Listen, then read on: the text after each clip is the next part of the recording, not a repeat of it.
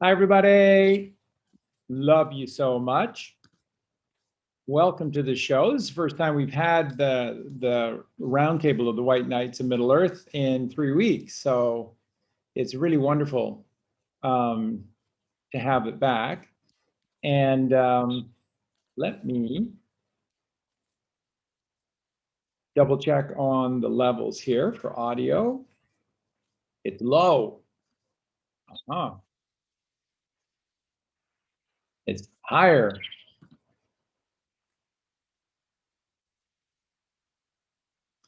Amy says 5-5. Sean says 5-5. So looking, sounding great. That's awesome. Sandra's coming into the room right now. We're just waiting on Eugene and Aaron Gorn. Hello, Blue Snowbell. How are you doing there in England?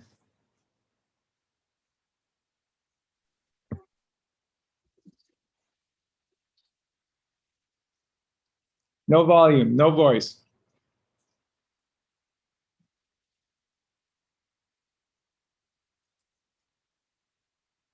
You're still muted.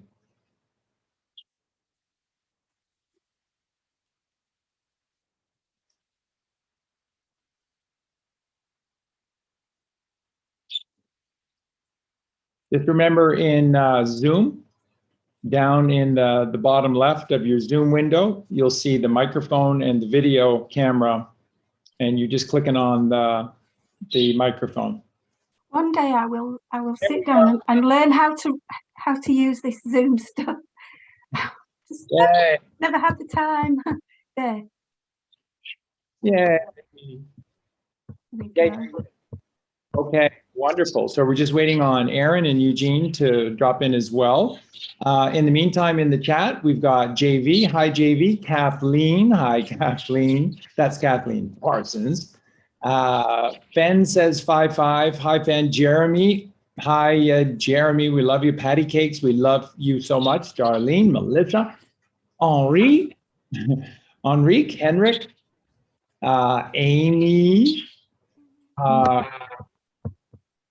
Wonderful, just absolutely wonderful to see everyone in the chat room. Penny, wonderful to see you as well. Amy was putting up the wind, because that was the trailer for our show today. Is Cat Stevens, and the wind is 83 in gematria, and just remember, child of God is 83. The lion is 83. The shepherd is 83. Yeah, so wisdom is 83 as well. That's right. And Cat Stevens 128, the pineal gland 128. So yeah, SEAL Team 6 128. Wow. So thank you so much for that, Amy. And yeah, there's the significance in the wind being 83 because it's a child of God. And so in your life, that's what you're supposed to be like, is the wind, free. Because remember, at 3 o'clock, you're born free, Libra. At 9 o'clock, you rise. So you're born free to rise. So at 3 and 9, and those two are, once again, are upon the level. They're on the level. 1 o'clock Leo, 2 o'clock Virgo, father, mother, born out of creation, to the child upon the level, which is 3, C, and we're born free to rise. We're born to rise at 9 o'clock. And Tesla said, the secrets to the universe, if you understand 3, 6, and 9, then you can unlock the secrets to the universe. Well, the key is 6, because that's the Capri or corn. And that's the choice that you have to make. And it's so cool because, as Aaron will tell you with the tarot cards, that's what the tarot cards are all showing you as well, is always the choice between the capricious one or the one who chooses the activated pineal gland, the corn. So it's your choice, Capri or corn, Capricorn, at the 6 o'clock, 3, 6, 9. And those are the secrets of the universe. And again, at 12 o'clock, it's scratched off there, but that's Cancer, which is 69, which is completion. And that's the whole thing, right? Left, right, above, below, within, without, masculine, feminine, left brain, right brain, unified as one. And then we start at 1 again. So that's how it all works. So welcome to the show, everyone. And thank you for both Aaron and Sandra for agreeing to do a current event show today. Because there's so much going on. And there's so much gnosis that Sandra and Aaron have both been sharing about all of this, that this really is a perfect moment in time for us to be able to, I think, help a lot by clarifying a lot of what's going on, why things are happening, and what all of this means. And as Amy can tell you, that the comms are insane, because the comms, remember, go all the way back to January 15th and then the 19th, and we were showing you how all the comms have arrived to a point where game on, it's happening. And but now all of the comms are even past that. so all the comms now, literally everything that Il Donato, Trumpo, and the others are choosing to say, they're all coming out to the collapse. So everything is just collapsing. And that's what you're seeing in Canada. And that's really probably a great place for us to start today, is the insanity that is Canada, and how this is a wonderfully good thing, and how just volumes of Canadians are waking up to the fact something's wrong in their country. This Trudeau, and now because of the work of people like Tucker Carlson on Fox News, who for the last 2 weeks has just been referring, every night he's been referring to Justin Trudeau as Castro's illegitimate child. And now it's just a running standard line in Canada. Virtually everyone in Canada is now referring that, and they believe that Justin Trudeau is the illegitimate child of Fidel Castro. So we're taking quantum leaps with people who have fallen fast asleep. So with that, welcome to the show, Sandra. Welcome to the show, Aaron, and jump on in. I've noticed what you were just saying then about people recognising the Trudeau thing. I've been on and off following some Twitter conversations, and even mainstream, who used to be TV presenters in the UK, have been, they can see right through him, and that's just amazing, because you couldn't imagine that even a year or two ago. No, you absolutely couldn't. So yeah. And one other quick thing I'll interject before Aaron jumps in here is, and just don't forget the latest Nancy Pelosi video that came out 3 days ago now. And it's so ridiculous now. She looks very little like Nancy Pelosi, and she's entirely Michael Jackson. So the last one is crazy. And if you watch the last 3 where they've been physically showing you it's Michael Jackson, it's been a progression. You're literally watching a transmutation of Nancy Pelosi before your eyes, and now it's just purely. I mean, the last one 3 days ago, that's Michael Jackson's nose. They didn't do anything to it. It's Michael Jackson's nose. So, Aaron, welcome to the show. Thanks, Charlie. Hi, Sandra. Yeah, it was funny. I was talking to one of the family on Telegram last night, and she was saying, CJ Bassett was saying, I've been watching Michael Jackson's Super Bowl performance recently and was just blown away. I was like, oh, what? Do you mean last Sunday, or do you mean his actual Super Bowl? It's funny how it's you have to kind of distinguished nowadays.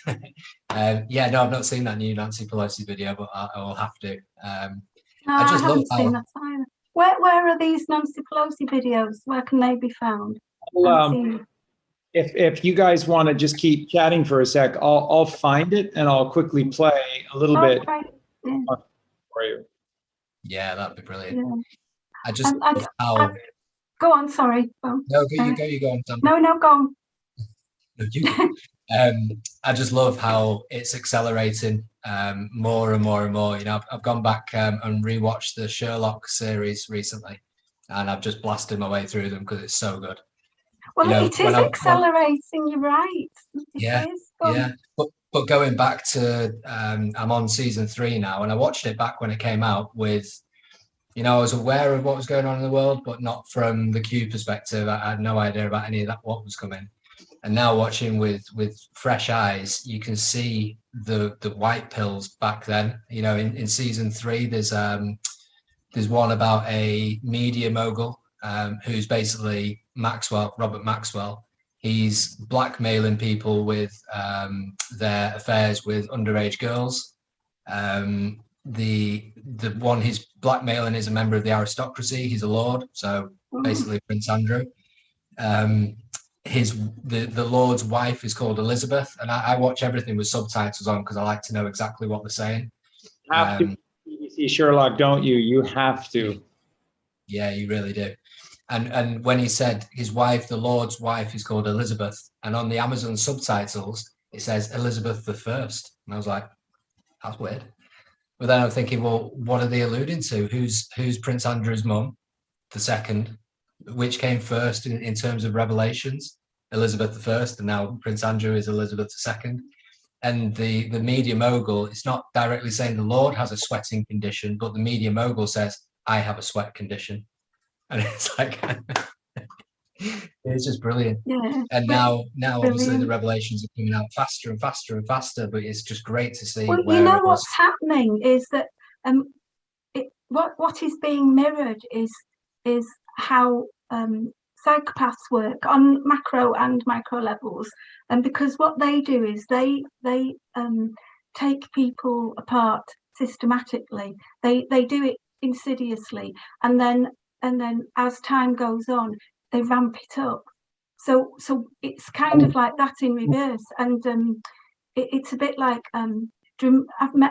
may have mentioned this before, but do you remember a few years ago when everywhere, all over social media, there was all these like things about clowns, weird clowns, you know, popping out and scaring people and that kind of thing.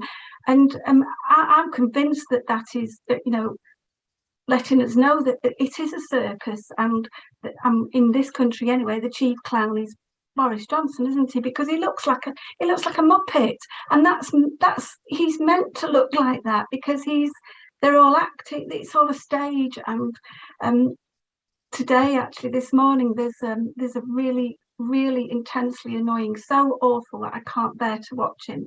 It's a young TV presenter in this country, not on BBC or anything. I think he's on GB News, which is more independent, saying, oh, and he's just so annoying, this boy. But he was saying that he won't have vaccinated people in his house, let alone date them. And you think, well, nobody would touch you with a barge pole. But I think, you know what? He's like Mr. Blobby's lost child. And I don't know obviously other people won't know who Mr. Blobby is probably, but he's a British character that was invented a few years ago by Noel Edmonds, and he's basically this ridiculous clown-looking figure. And I'm thinking, they're making it so obvious, they really are, and they're ramping it up just like the psychopaths do when they're preying on people. Exactly. So we'll stop there with what you said because what you said is perfect. And now you have to see this to believe this. Okay, so this is real. This is real. This is what was passed off just 3 days ago as Nancy Pelosi.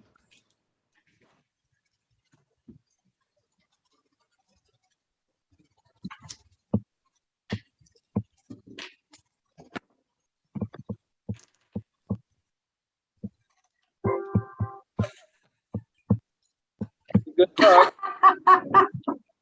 Take a good look, okay? Well, But just take a good look. I mean, are you serious that you still don't think that this is a movie? I mean, honestly, here. Than Joe Biden, who has a bigger vision, more knowledge, more strategic thinking about all this, more authenticity in associating with America's working families. Madam it even sounds like him now. It sounds less like Pelosi and more like Michael now. Oh dear. Oh. Oh, that's hilarious. Brilliant.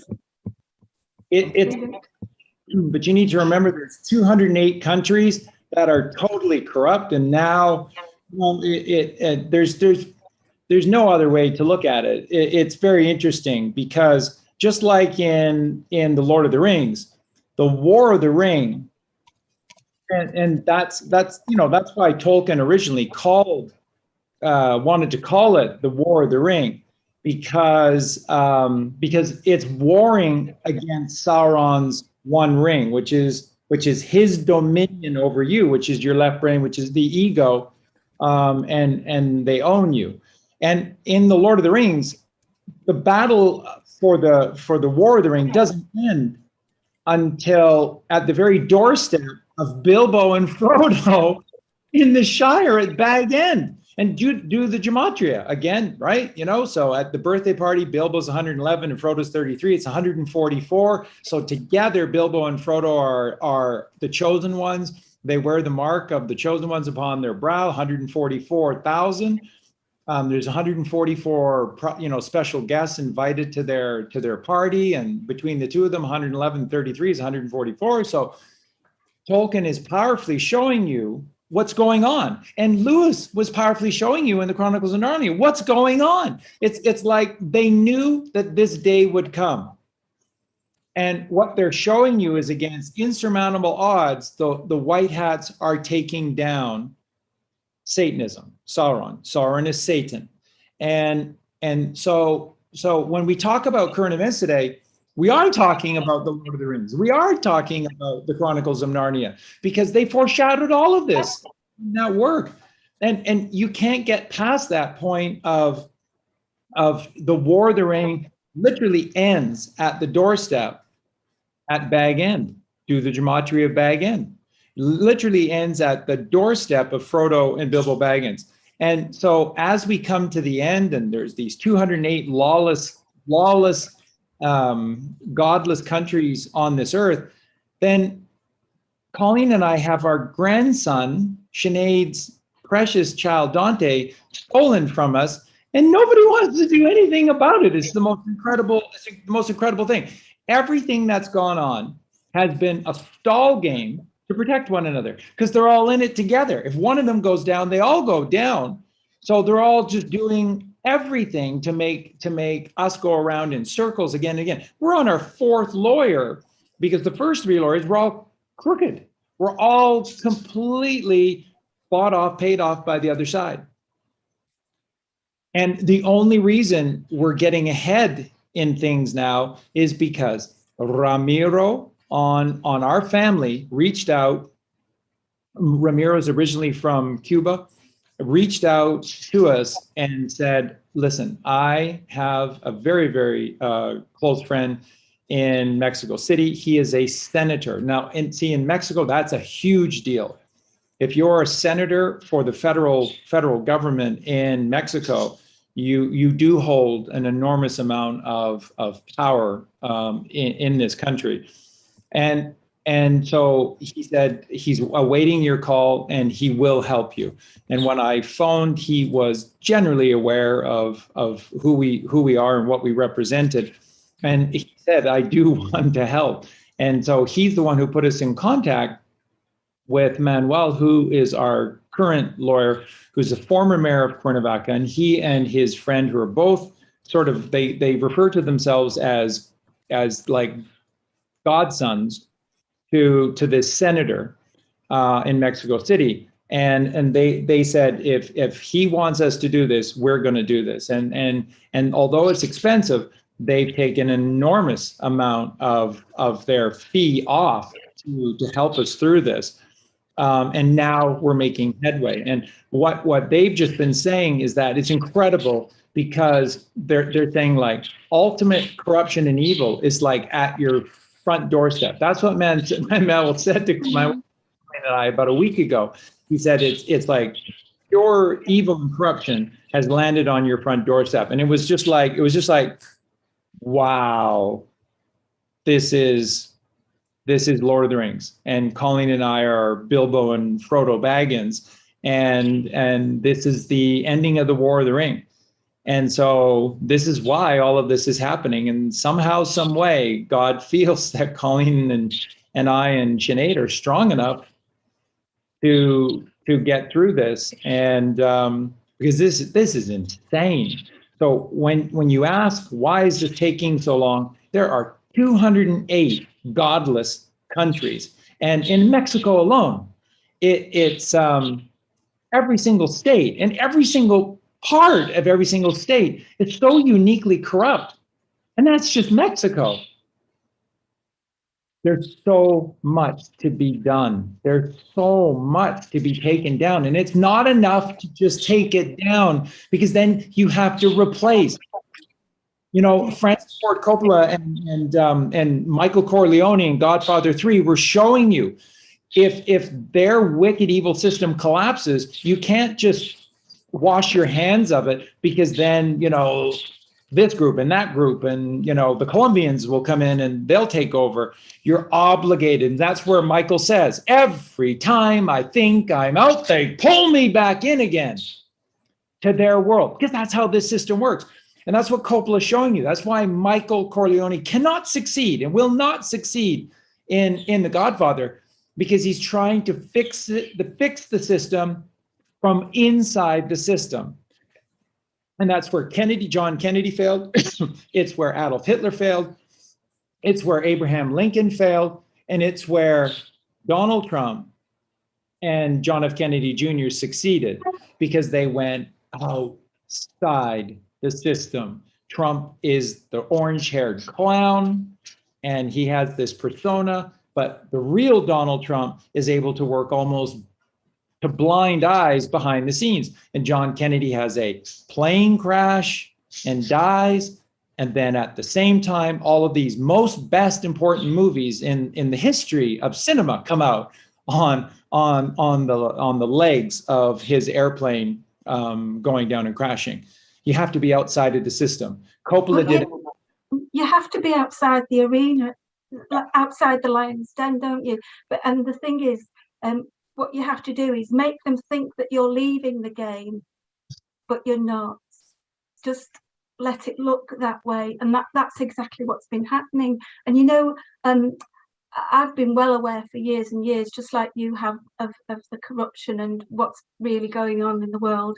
But even I have, I've been dealing with a situation at the moment for somebody, and it's obviously it's trivial compared to having your grandchild snatched away, but it's dealing with the same kind of the layers of corruption, and as I'm peeling them off, despite the fact that I've known for years about all this going on and that kind of, it still shocks me. It still shocks me, and that's why it's so difficult.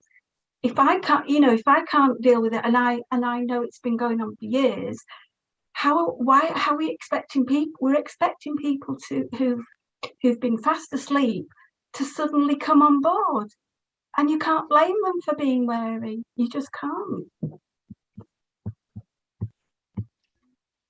Yeah, Sandra, you Abel. Go ahead. Yeah, Abel, not Cain, and that's why we're constantly surprised, because we're Abel, not Cain. Go ahead, Aaron. And just quickly on not being able to achieve it whilst in the system. All systems are energy, and when you give something like that your energy, you're feeding that beast.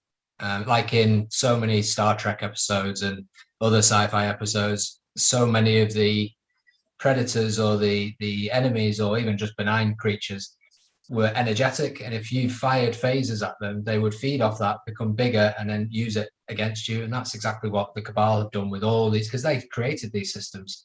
They know how to siphon your power and your energy. So yeah, absolutely, you have to do it from outside the system, and perhaps pretending to be within that system, or like Sandra says, pretending to leave that system whilst actually taking it down. It's the only way, and that's what they've done. Well, that's where you know, I've always said about, yeah, I did spend 15 years researching psychopathy, but you know what, it was not a second of that was wasted, because it's enabled me to see exactly what's going on, to predict what's going to happen next, to see who is part of the dark side and who isn't. It does make it so much easier. I forgot what I was going to say now. And also, it seems like, you know, because like Aragorn was saying, you know, the fear feeds it, right? So the more you succumb to it, or you know, you try to run in a sense where you're trying to escape fixing it, the more you're feeding it. And it seems like, you know, such a simple answer could be turn the TV off, or just turn off the noise, and you know, the left brain would have to disappear, because the left brain is noise.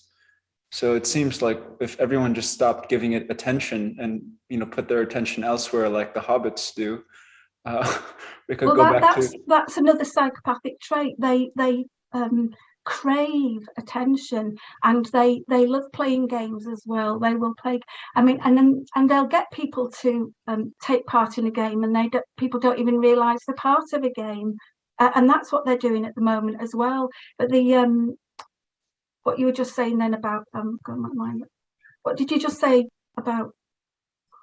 What exactly? Just the taking the attention off, turning off TVs. Yeah, I was going to say, you mentioned fear. Well, as I was writing my notes about this for today, I'd actually put something down about fear. And fear is a killer. It's a massive killer. It's one of the biggest killers there is. But there's something that's even worse than fear, and that's cognitive dissonance. Because fear is it can kill you, but it can also save you when it alerts you to danger. That's when it can save you. Cognitive dissonance can't do that. That can only ultimately kill you. You know, I would almost put it like this: cognitive dissonance is prolonged fear, because that's exactly right, Sandra. If you see a tiger or a lion in front of you, your obvious reaction is act. You know, you don't have a second to waste. And that kind of a fear like gives you alertness. So in that sense, yes, exactly. But when you hold to the fear, that's where the problem starts. That's where the MK Ultra starts. Well, the cognitive dissonance, you can see it in people in the situation we're in today, because it's knowing something deep down inside, but refusing to acknowledge it so that you don't have to do anything about it. And that is what is the matter with a lot of people today. Some people can't see it at all. Some people know deep down there's something very wrong, but they don't want to acknowledge it because they're afraid that they may have to do something about it if they do acknowledge it. Which is scary, isn't it? And I've been thinking a lot about fear, and that's one of the main things I wanted to talk about today. Me and Eugene had a really interesting discussion last night about it. So I've been pondering why is fear the enemy's main weapon? You know, what do they gain from it? So for a while I've known that the amygdala is stimulated. We get put into fight or flight. We're not able to think critically when the amygdala is overstimulated. We can't act wisely. When we're afraid, we give our power away to those who promise safety, you know, in exchange for removing liberties. And if you exchange liberty for security, you'll have neither, as that quote says.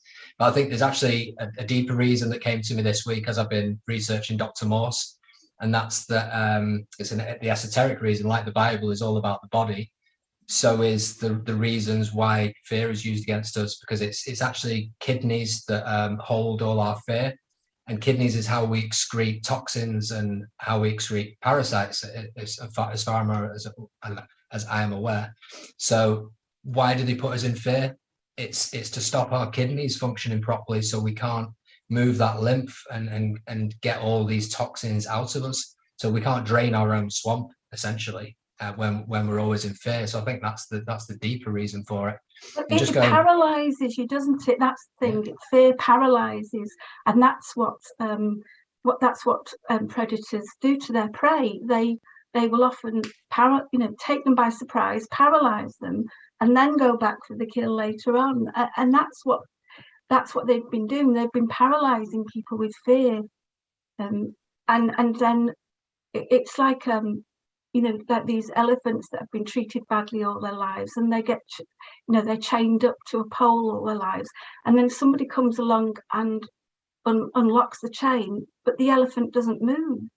It stays where it is because it's conditioned to feel nothing but fear. Yeah, they get broken. Even though it could easily walk away, it just doesn't. And it's the same. That's what domestic abuse is all about. The abuser will paralyze their victims with fear so that they feel like they can't escape. It's echoed in every way. It's on so many different levels. It's how mind alteration occurs. It's the basis to MK Ultra. It's deprivation, but it's deprivation of light, of God, of peace, of stillness, of silence. And then it's just chaos, which is ultimately, what fear is. And like Eugene said, it's cognitive dissonance is ultimately it's just prolonged fear. And then, but the thing that is incredible is that everyone who falls victim to the illusion of fear, because fear, the acronym of fear, which is the word fear, is false evidence appearing real. So then fear is the world, which is not real. The earth is real. The earth is real, is perfect. There's very little that we need to do. The mother, she'll heal everything herself, and anything with regard to the air or us, God will be able to have a baptism of fire to cleanse us, purify us in any single moment. So there's really nothing wrong ever at all.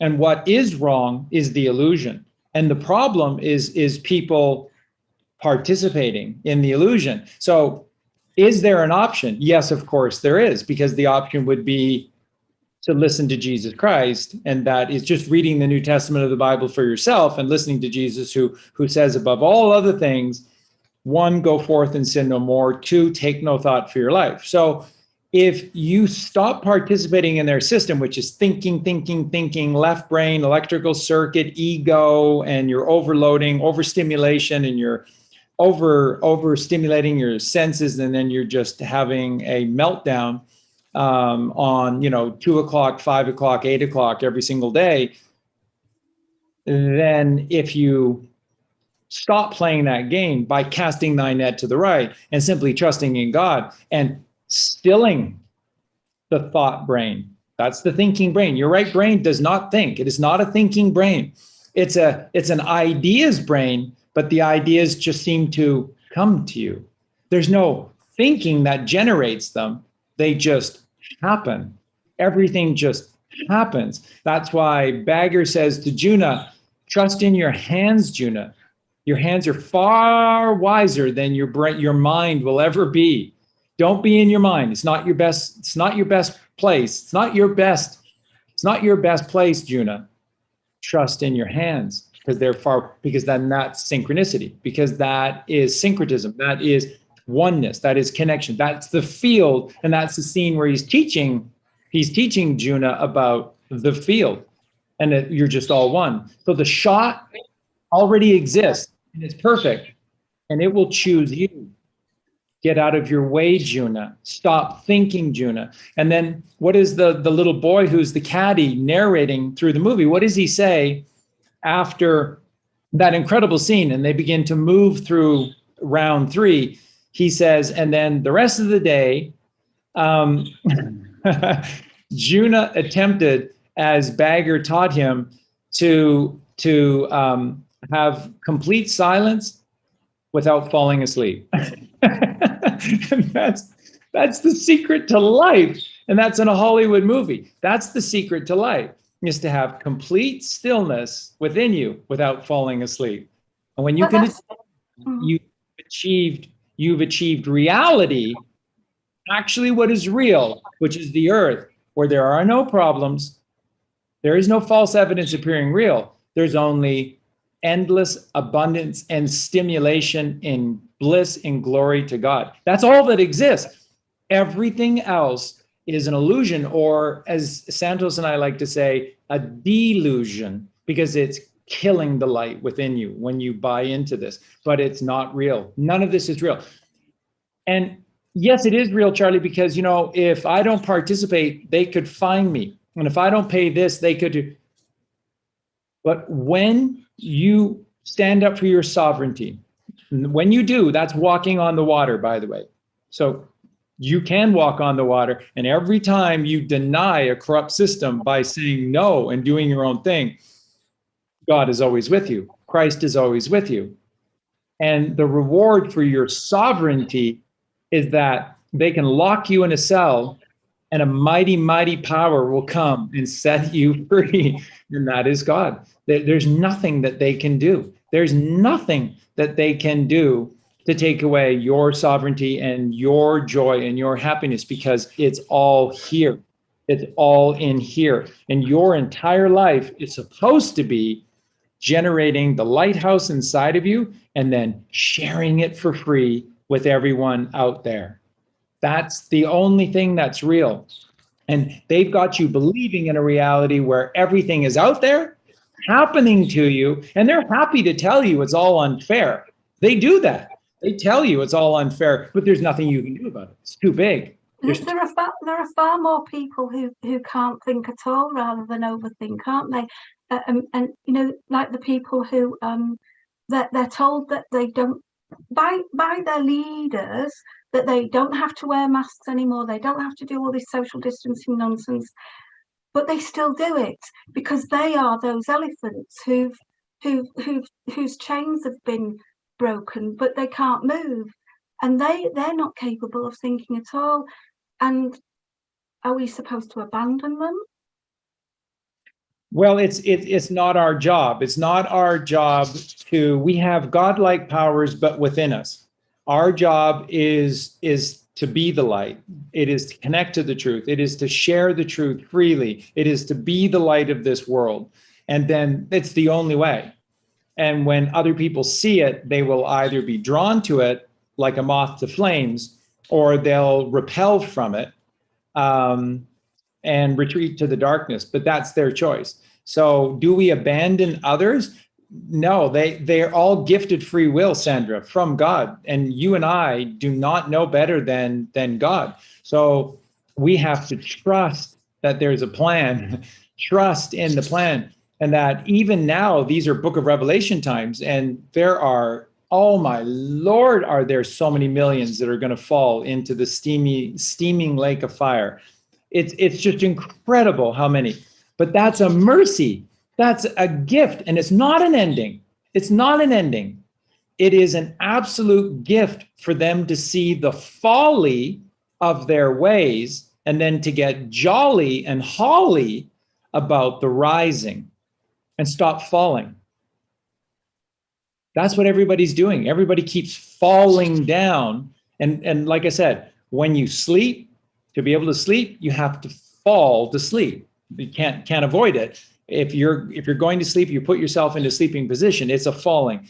When do people sleep? In darkness, and you fall into darkness. And when you're falling into this darkness, what occurs? Asleep, falling asleep, falling asleep. So when you choose in your life to abandon the truth, abandon God, abandon your own perfect sense and perfect true self, then you're falling. When you fall into the darkness, and with darkness comes asleep, falling asleep, and that's down. So you see those four: falling, darkness, asleep, down. They're all tied at the hip to one another. They're all part of this natural daily process of the difference between rising and falling. Now, when people rise every single day, the mechanism, the machination of God's creation built into every single day, and our role in it is that in the morning They call it a morning. Only a vampire. Now, I'm not making this up. You know that's true. Only a vampire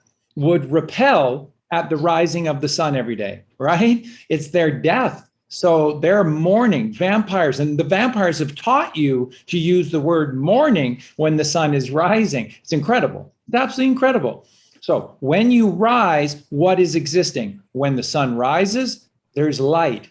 So when you fall, there's dark. When you rise, there's light. When you fall, there's dark and you're asleep. When you rise to the light, you're awake. It's the basis to getting up every single day. And it's up and not down. Baseball and football. George Carlin, baseball and football. Baseball, the object of the game is to be up. I'm up, you're up, we're all up. Well, let's say you're up. And then what's football? What down is it? It's all about downs, man. It's a down game. What down is it? Well, and I hate to get lurid, but it's not really if you're being calm about it. But that's why a male's anatomy rises in the morning as well, because it's electrical and it's power and it's strength and it's, willpower to go and achieve what you want to achieve in the day. And it's called a cock in, colloquial terms. But it's why does a cock crow? A cock crows because of the electrical rising of the sun. So everything is about rising. That's telling you this is when you're supposed to be up and out and doing the masculine side of life, which is, gathering, whatever it is. Wow, you can explain something so dirty, so sophisticated in such a sophisticated way. No, but it's because I'm English, darling.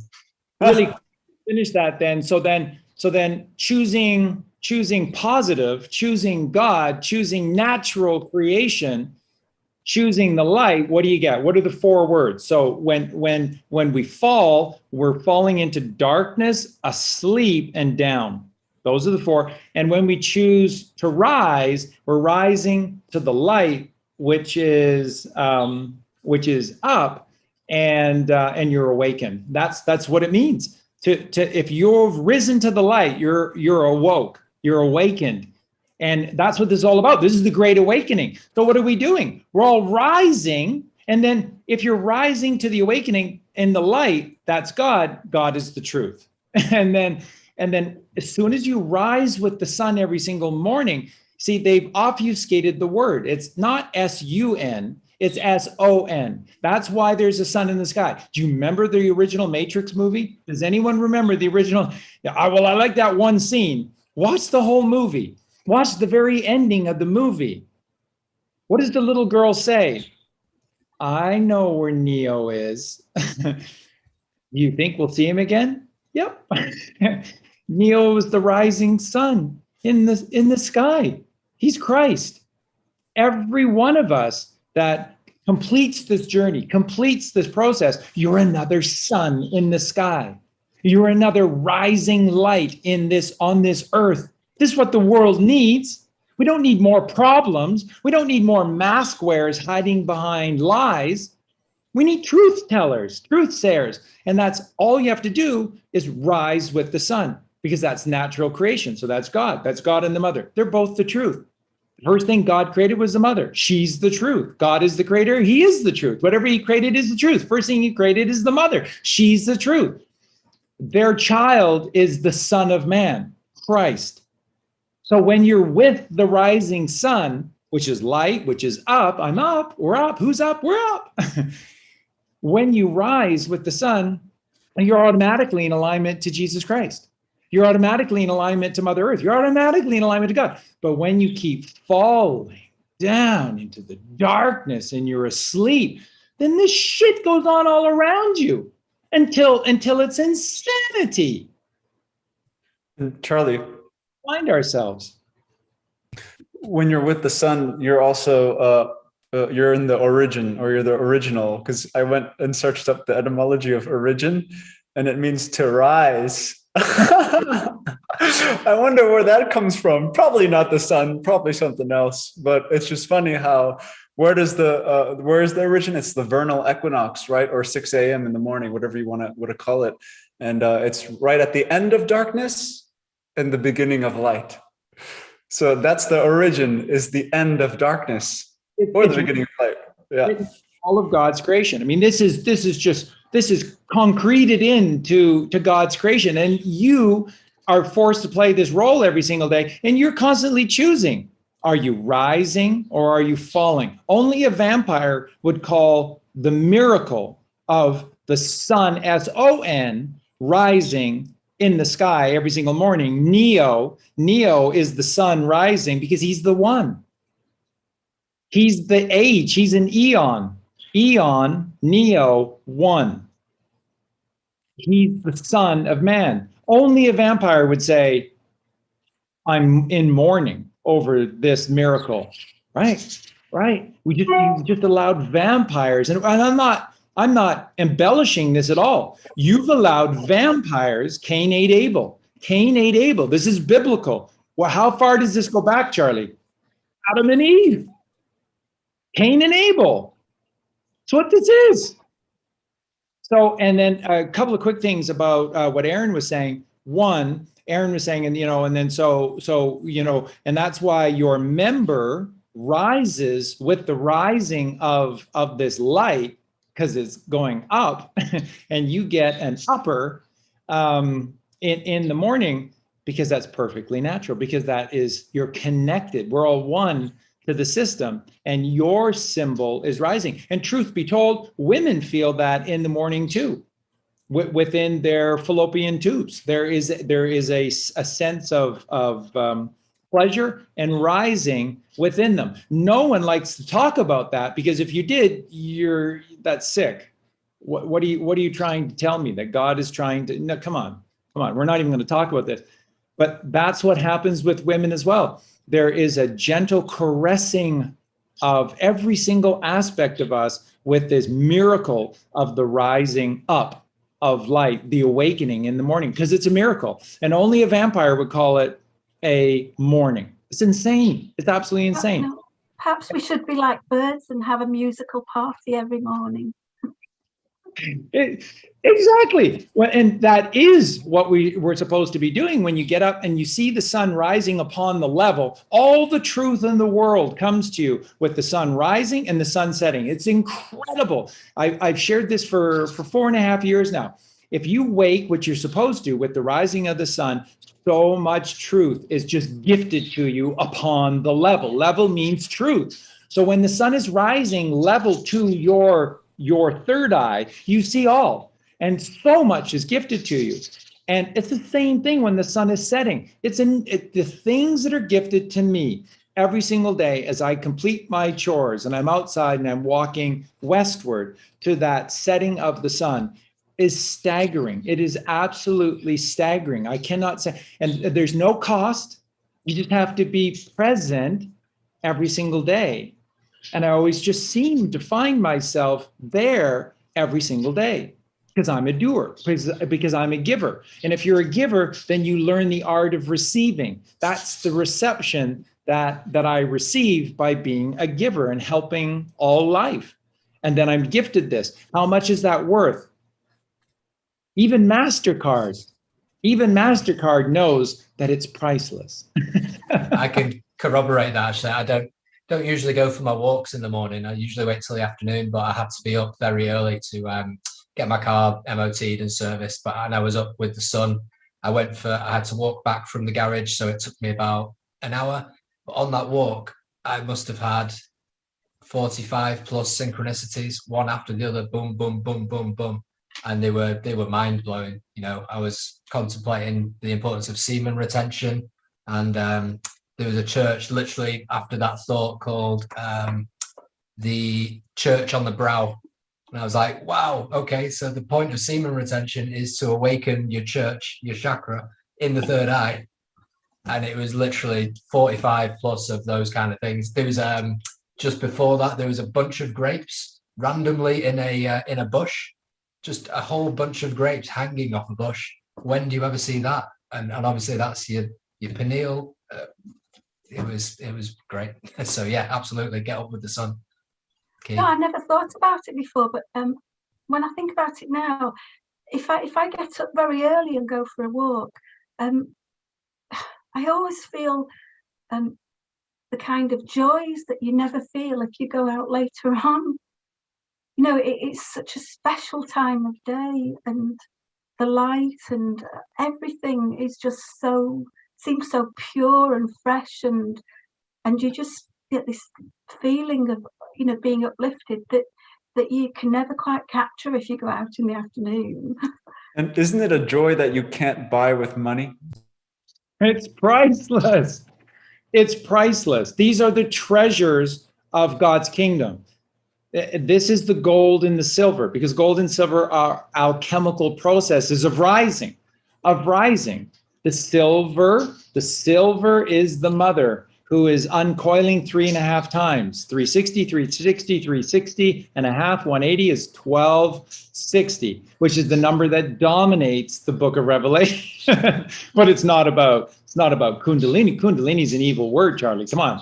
Charlie, why do you have that stupid snake uncoiling 3.5 times on your, I know who you are, Charlie. You've got that demonic snake. No, that's teaching of Christ 101.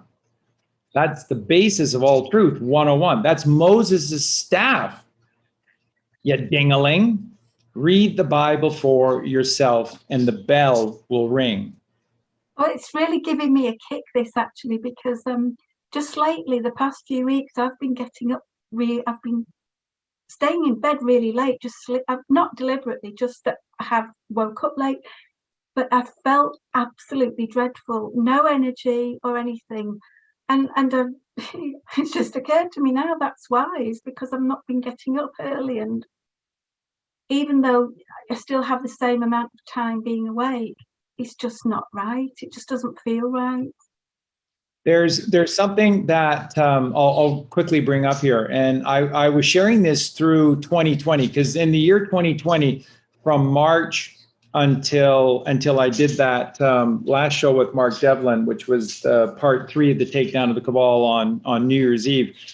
From basically March until the very end of 2020, I didn't sleep. And what I was sharing with everyone is that there's an incredible feeling that exists. It really existed in the house and outside around that 3:30 in the morning. There's the best way to describe it is that it was just incredible silence. Like the whole world was still. It was so silent, and there was a divinity about that. And because I remember the first night that I did it, and I didn't sleep, and I woke, and then the sun started to rise in the morning, and my first response to that was a bit of fear, because I have to work so hard, and especially if you go back to March of 2020 when Eugene wasn't here, and Justin wasn't here, and we didn't have the level of help that we have now. Those days were absolutely insane. And so to not have any sleep, and then to see the sunrise, and then know that you have a day that doesn't really end until late at night, 9 o'clock, trying to get that second batch of food created for the next morning done. I felt a little bit of concern that would I have enough? And I always did.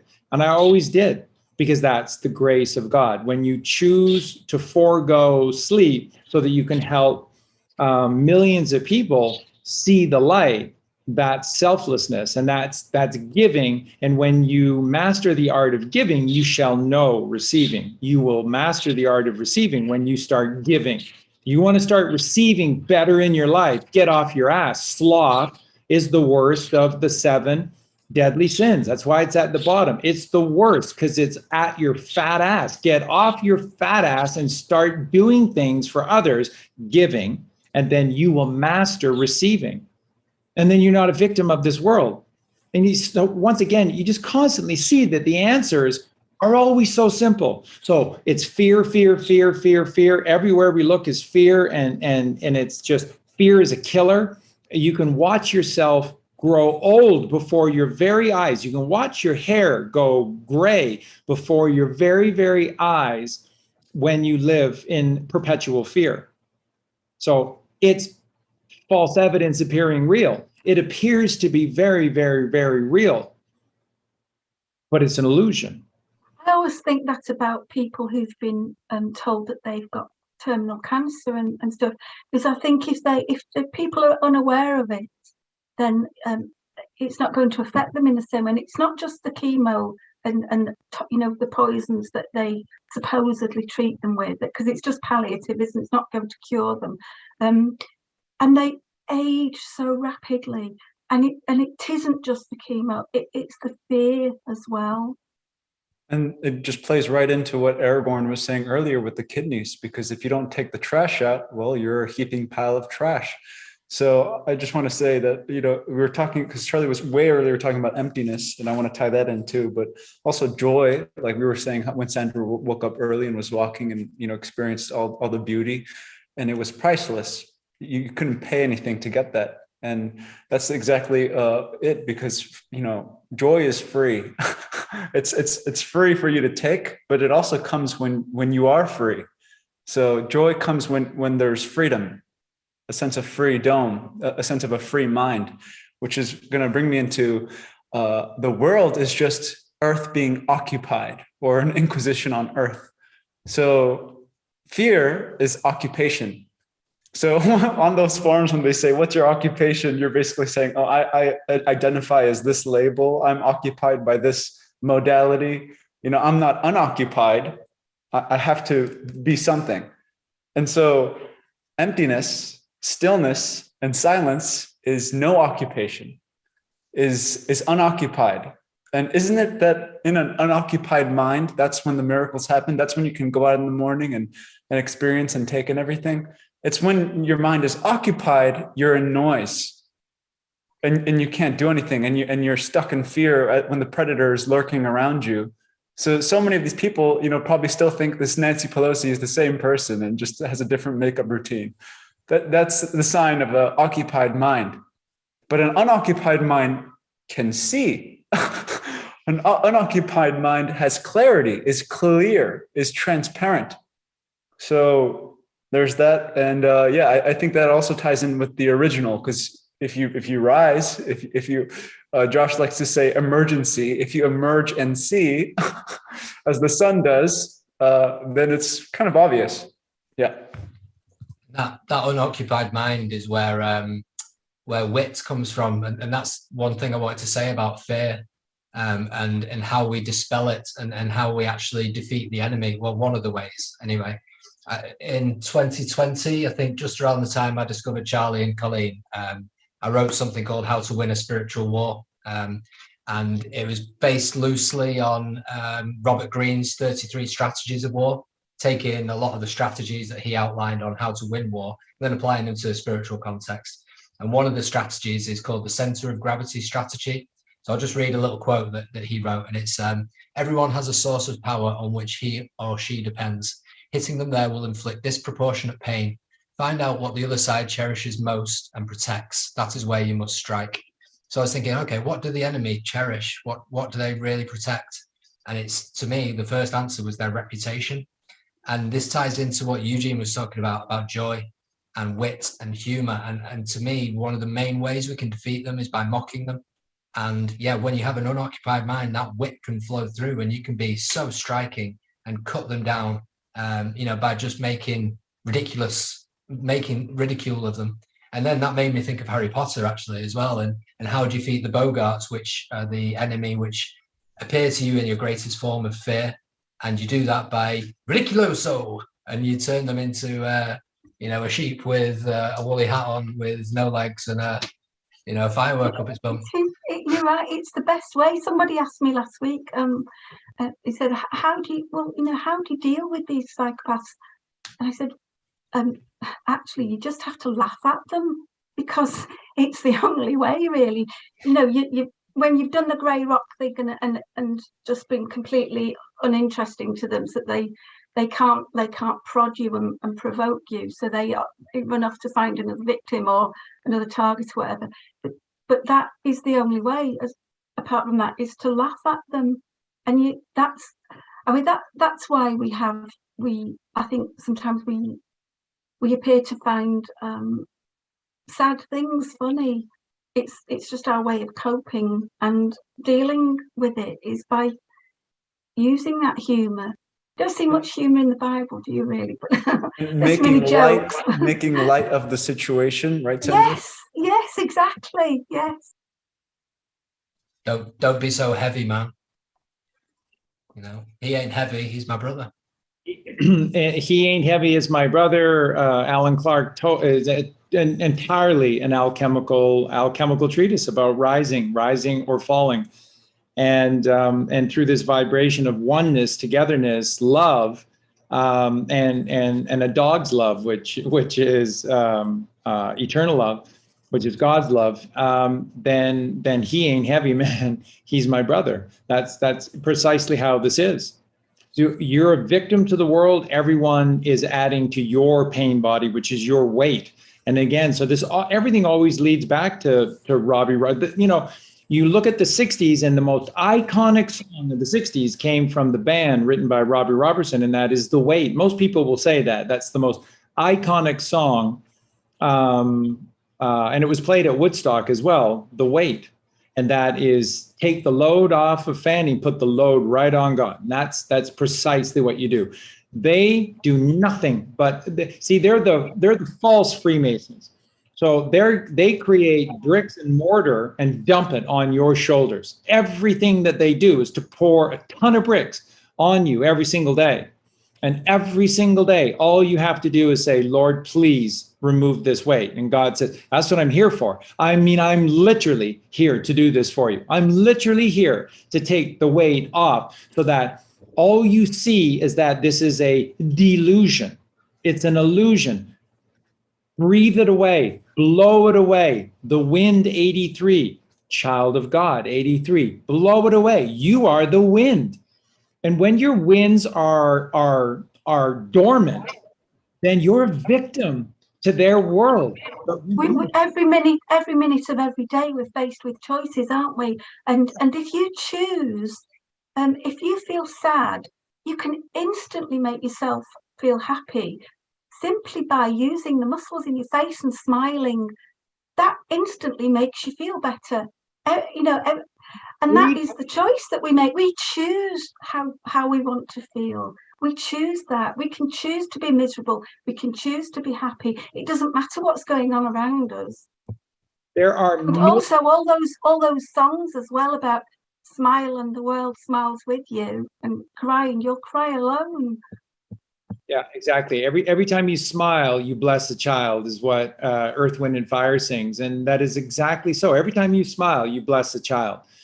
Because we live inside of a firmament. And so therefore there's the boomerang effect. There's the rebound effect. Everything is to rightfully establish rebound. So when we do negative things, that's why they prey upon us. That's what Aaron was saying at the beginning of the show. It's why they do. Why? Aaron was saying, so I was thinking to myself, so why do they do? Because they know we live in the sky dome. They know that this is a closed system, and that the more shit that goes out, it is a weight that suppresses your ability. Ability is able, A-B-E-L. That's how you spell ability, is A-B-E-L-I-T-Y. Ability is your ability to rise to this light, to the truth. And that's why they do what they do in every single moment, is so that you choose Cain.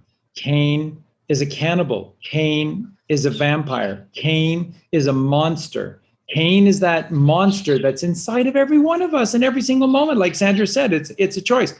And remember, there are literally hundreds of millions of people on this earth that drink or do drugs for no other purpose every single day than to get high. Do you know that if you Buddha breath for like 2 or 3 minutes, you'd be high as a kite? You'd be so high just by Buddha breathing for 2 to 3 minutes. That's it. If every one of you now that started breathing in this moment, like your life depended on it, like God is the ether. And by the way, little secret, God is the ether. So The more that you breathe and breathe in deeply, the more you invite godliness into you. And then you get high. That's why if you hyper breathe, you get really high. The same effects as if you did a drug or drank, a beer or, these spirits or whatever. Why? So once again, why are you paying $30 for a 26-ounce bottle of a spirit that's killing your brain cells when you could just breathe in God for free? and if that high didn't last long enough for you, you can just breathe again, and it's free, and it's open 24/7, 365. And every time you do it, you get high. It's the exact same effects. But Charlie, I much prefer, because you're used to it, because you're a victim to your choice. Ain't you tired of these lying eyes yet? Wake, rise, get up. Choose baseball, not football. All those Yeah, substances create emptiness within, because when you withdraw from them, the void inside you gets bigger. So, and then when you put alcohol back in, that void seems to decrease, but actually it was created by the alcohol in the first place. So rather than filling yourself up with prana, with God, you're creating this emptiness that just will never go away and will only get bigger and bigger, and you need more and more, and you get more and more poisoned. You I was just going to mention emptiness as well. They're empty. Because if you've ever looked into the eyes of somebody when they're in psycho mode, it's like looking into a void, into the abyss. And they're empty, and they're envious as well. And as well as being envious because of what we have, they know that we have, that most of us don't know we have. They also fear that. They know, and they've hidden it from us, that we have immortal souls with great power, and we don't need anybody else to control us. We control our own destinies, and they know that. They've hidden it from most people, and they're envious of that, and they're also afraid of it, because they know that if we all take that back, our power, they're gone. It's the end of them. And forever too. And Eugene, let me just quickly interject, and we'll go right back over to you and Aaron. Amy just quickly put into the chat, she put the weight 105. So if you do the gematria for the weight, it's 105. Sunrise is 105. Like, you talk about how important gematria is and how perfectly accurate, truthful gematria is. There's no other perfect symbology for the weight. How do you get rid of the weight? The sunrise, the sun rising, 105. Savior, 105. 9/11, 105. It's so simple. Every morning when the sun rises, it's taking the weight off your shoulders if you allow it to. Yeah, Sandra talking about power, and then Charlie talking about Cain and Abel. It's funny because Cain thinks power comes from being irresponsible, but really we know the saying: with great power comes great responsibility. And let's look at the word responsibility. Is response, and as Charlie says, is ability. So really, if you're able, you respond. So it seems like power is a matter of listening. And like Sandra said, that Cain, who is irresponsible, does not listen, because again, he has an agenda. So it seems like one who does not have an agenda is capable of listening, is responsible, therefore has real power. 77, Christ 77. Thank you. Cain has no heart. He can't hear the T. He can't hear his cross, his calling to become Christ. I was just going to add on to what Sandra said, that they're afraid of us. But they also hate us. They despise us because we remind them of everything they've lost, which is that connection to God and to the Mother. And one last thing about to add on to what Eugene said is Babylon. The purpose of Babylon is so that we can become able, we can be able on. So an arena in which we can freely choose to become able, or to not become Cain, more appropriately.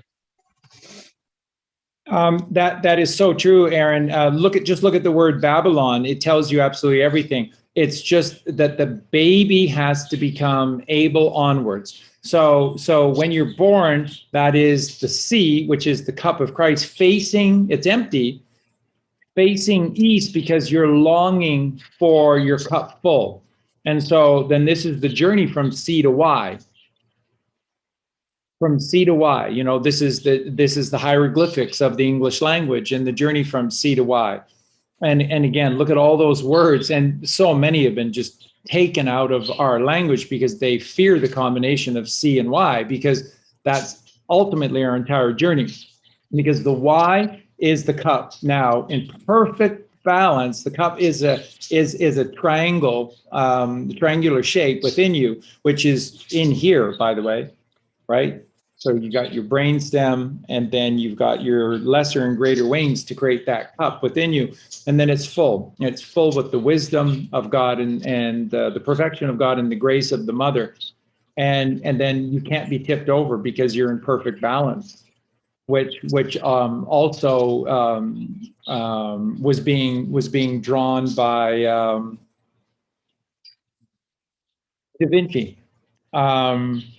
As well. And what's his man, where he's showing sort of the creation of the arms down, and a victim and a weight, the Vitruvian, yeah. Vitruvian man becoming the cup of Christ. So that's the journey from C to Y. And look at all the words that do exist that start with the first two letters are C and Y, like kymatica or cymatics, and this alignment of your frequency to sound, and then you become one with the sound of the earth, or in silence you become one with the non-sound of the Father, which is that 111, and you're 33, and that's how you make 144. It's so simple.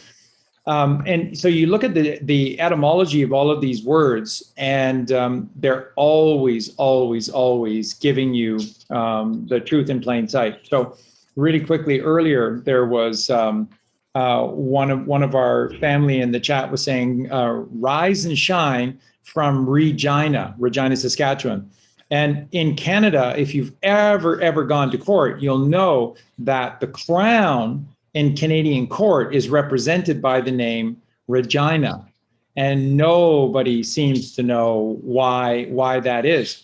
And if you ask, no one will give you a straight answer as to why Queen Elizabeth's court is known as Regina in Canada. And so it's two words, which is to rightfully establish yourself back at the right-hand side of God, RE, the reality is an RE world, not a DE world. And then, so there's Gina. And if you do the etymology of Gina, it's Ginian.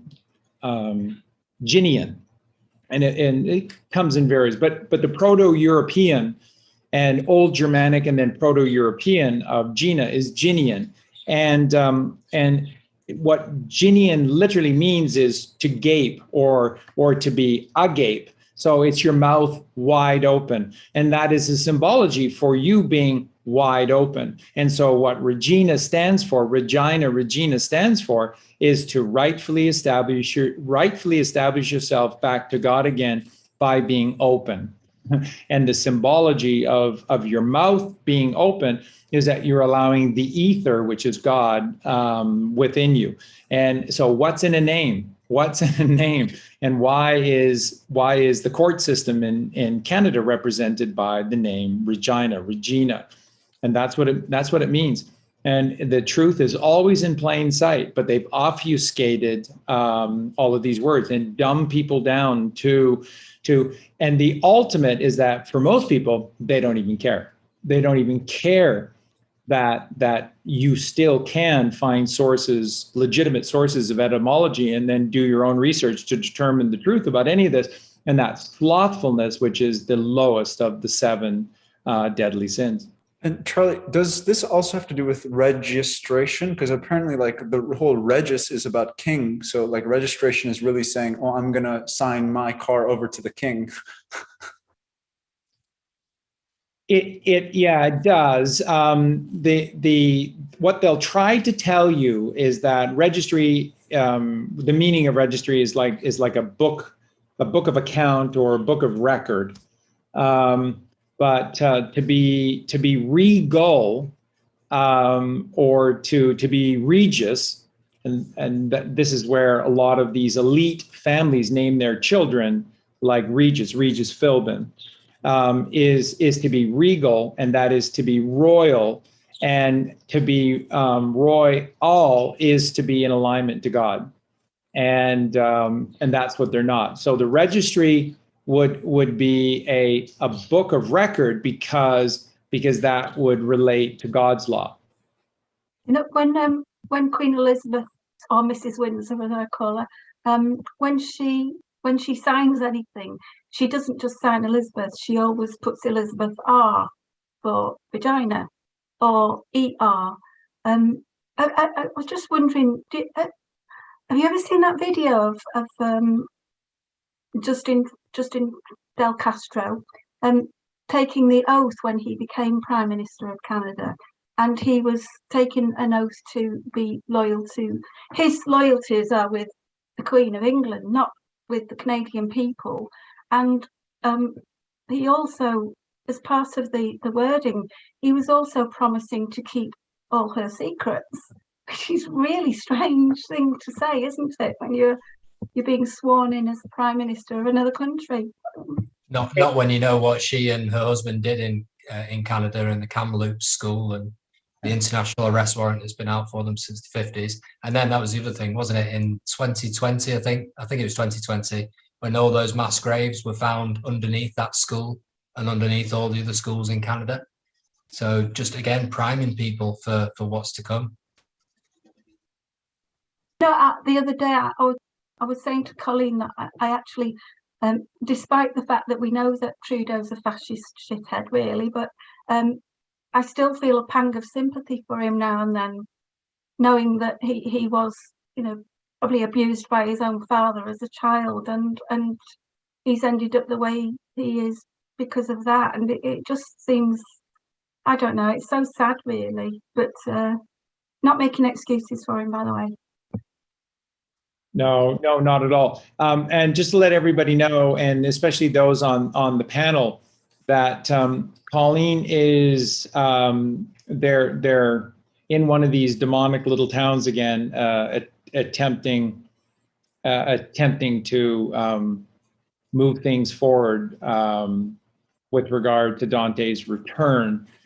Just so that everybody knows, there is what the district attorney in this region demanded is that the original order needed to be clearer, and that so that there needed to be a new order with this division of marital property, and the child is considered marital property in Mexico. And so this was house and child, and so in Mexico they don't do that. So therefore we had to do that and have to pay for it, or it doesn't get done. And then we had to wait for the judge to return from a self-imposed COVID holiday. For the system to be open. And could we go someplace else because it's not open? No, it has to be that court. And it's like, well, where's the proof that he actually has COVID, or that there's a COVID warning? Who allows? Well, he's the master of his chambers, so he can say that, and he's not answerable unless it goes through this lengthy process and blah blah blah. So in other words, they can just get away with whatever, and they're all connected to one another because they're all corrupt. So it's just a big delay game. But so our lawyer had to rewrite the original order by the judge, not the judge. And then we had to get the judge wait till he was back in the court for the judge to agree to it and sign off and stamp it. And then when that occurred, immediately it made the father a fugitive of justice with a child, because the order is a repeat of an order that was almost a year ago, which is that Sinead has custody of Dante. And the house, by the way, which they broke into illegally, along with elements of the government, including the police, to be able to steal the child. And nobody's willing to do anything about this. And this is sort of what's been going on with Colleen and Sinead day after day after day, is just more lies, more bullshit, more runaround. And so now the latest thing that they've told Dante and Sinead is that they put a deadline for the return of Dante to Friday. We're at Wednesday, and we're not sure of the time on Friday yet, but basically, let's say there's about 48 hours during that time. And then, so if he hasn't by that time, then the judge ruled that he would be countervening a court order, and therefore a fugitive of justice in that moment, and subject to being arrested. And so he has this 48-hour window in which to do something. And then we received a message through our lawyer's office suddenly that now there's a hint that they want to settle, and that would we be amenable to a settlement? So and I really can't say anything more at this point, but that's where Colleen is. So Colleen is in the belly of the beast right now. Colleen's not allowed in with these meetings, which is insane, absolutely insane. She's not allowed into these meetings. And so what we also did is we hired for Sinead a gentleman who is well versed in, and he comes recommended through our lawyer, our new lawyer. And he's an interpreter, so he speaks fluent English, and obviously he's Mexican. But he also has done this for our lawyer for over 20 years. So he's well versed in the legal system as well. And so now what we've said to the lawyers, we don't want any representation of Sinead any longer by herself. It should all be stated, and it should all be done through this interpreter. So again, it's another sizable expense, but for the first time, it's now apples to apples instead of apples to oranges, because Mexican is not Spanish. It is Spanglish. It is the most bizarre combining of a variety of different languages. And these words and legally don't really mean what you would assume them to mean literally when you hear certain words. So it's very, very valuable at this point to have this person doing this. So Colleen is in the chat under the name of Dante's Inferno, which is her new, I think she created a YouTube channel. So you can go and subscribe there, Dante's Inferno, because just so you know, we got our 10th strike on QRST Consciousness, our backup YouTube channel. And just this morning, right after I posted the link for this show, then we got a strike, and it was just complete bullshit for some other video, and the video was taken down. And so incredibly, we're still kicking, because after 10 strikes, we'd be long gone. And this is only a channel that was started, 3 weeks ago?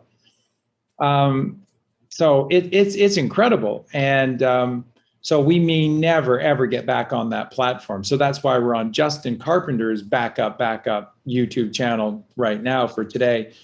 And you can subscribe here as well, because this is where I'll have to post everything for the time being. And so I can maybe start doing that. But I think what we're just we've been waiting, thinking that this would happen sooner than later. But I think at this point, if we're going to continue with videos, then we just need to pay Rumble and create a Rumble channel, and then we'll be able to do not everything, but most things. I simply don't know how the chat would work on Rumble just yet, so I would just need to check into that. But essentially, that's sort of where we're at. But just to bring you up to speed with everything, this is the insanity of the situation that 23 days ago. Now this is day 24. So 24 days ago. Against an existing court order, the husband who hadn't seen his 23-month-old child who is still breastfeeding and has never consumed anything other than just fresh fruit. Mostly he just drinks orange juice and has breast milk.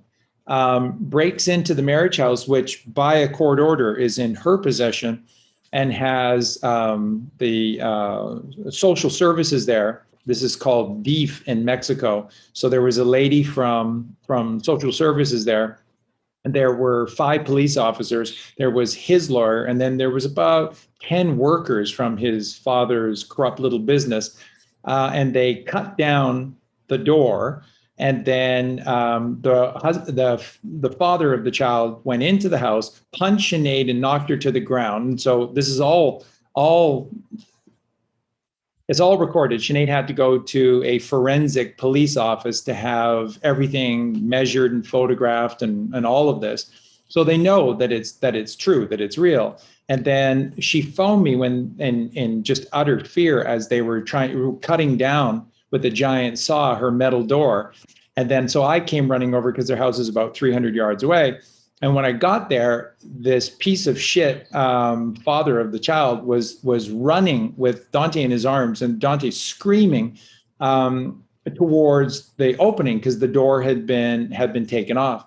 And so I just put my arms across, and there's no way this piece of dung was getting out. And I just really felt like doing a dance on his face. I was just so very angry in the moment. And just as he was coming towards me, 2 police officers from behind put me in a chokehold and pulled me back against the outer property wall, and off he kept running to an awaiting getaway car that was running. And then now this is day 24 and nothing has fucking happened. And so this is Mexico, and everything that's occurred over the last 24 days is to lie. That's all they've done. And to protect one another and to delay. Everything is a delay tactic until they can sort of figure out what they're going to do. And honestly, at this point in Mexico, where you can pay someone to kill another person for as little as a few thousand pesos, which 4,000 pesos is $200. So basically for about $100, you can pay someone to kill someone, and they'll do it. So the only thing that's keeping Colleen and I alive at this point is just God. There's nothing else, because we're in the middle of nowhere here, and this is just complete fucking insanity by a host of pieces of shit that there's no semblance of justice at all. There's a facade of justice, but there is no justice. And then what we learned is that with this district attorney in this region, who's a woman who weighs about 400 pounds, she has this incredibly bizarre tactic where everything that she's told us that she's going to do, she then informs the other side, the other family, and lets them know what's about to happen. And that just seems counterproductive to justice, don't you think? Because for the last 10 days, 11 days, he's been on the run, and we have no idea where Dante is, and no one's able to serve him with this subpoena for him to surrender the child. And now because he's on the run and hiding, and nobody thought this would ever happen, that they've now applied a time limit to it, which is this Friday. So, but at that point, there's still not going to be what's called this Amber Alert, because he's the father of a child. And in Mexico, which is a complete corrupt country of penises, They protect deadbeat fathers. They protect criminal fathers. So he has enormous rights in Mexico, even though he is an absolute deadbeat dad. So remember, once again, let me just reiterate this to everyone.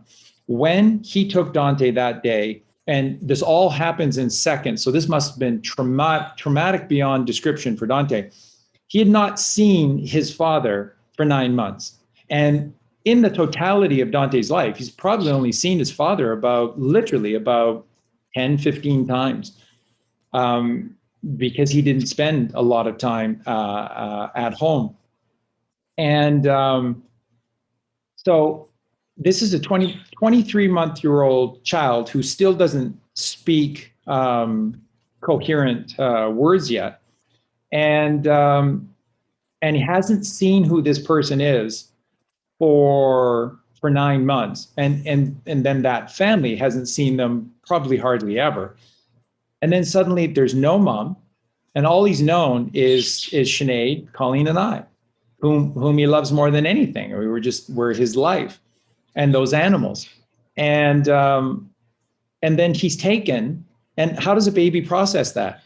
And then they finally sent, we've had no contact with Dante at all.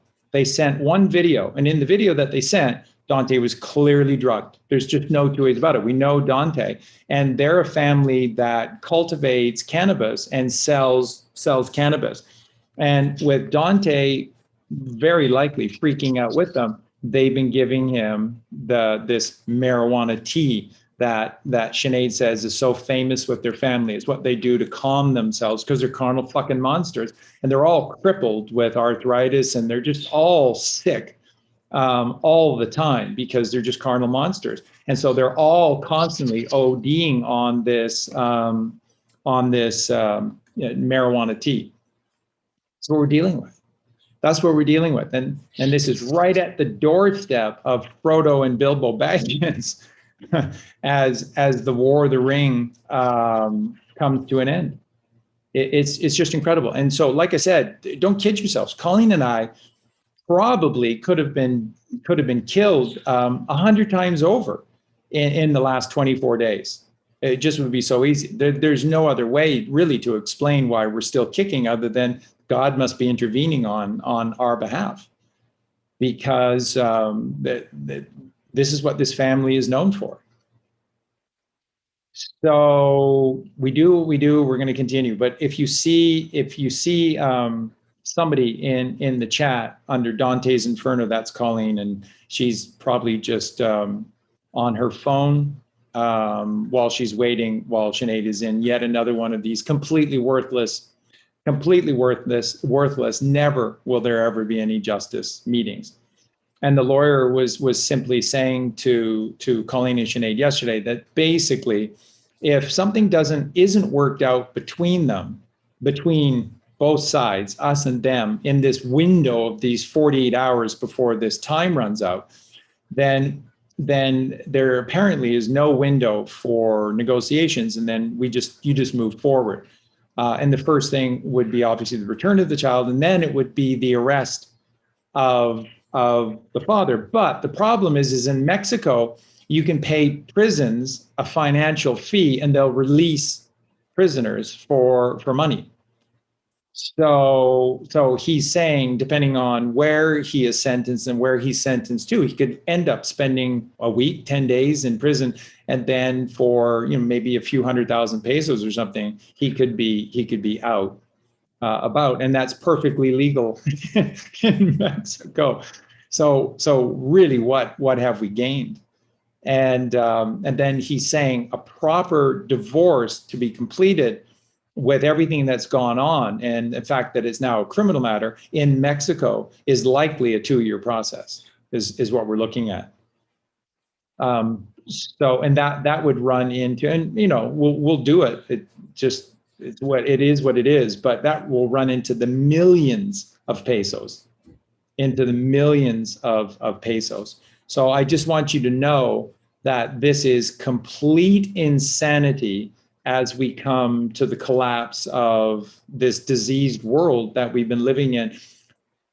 Conservatively, the Babylon, the age of the Babylon horror is 6,000 years old.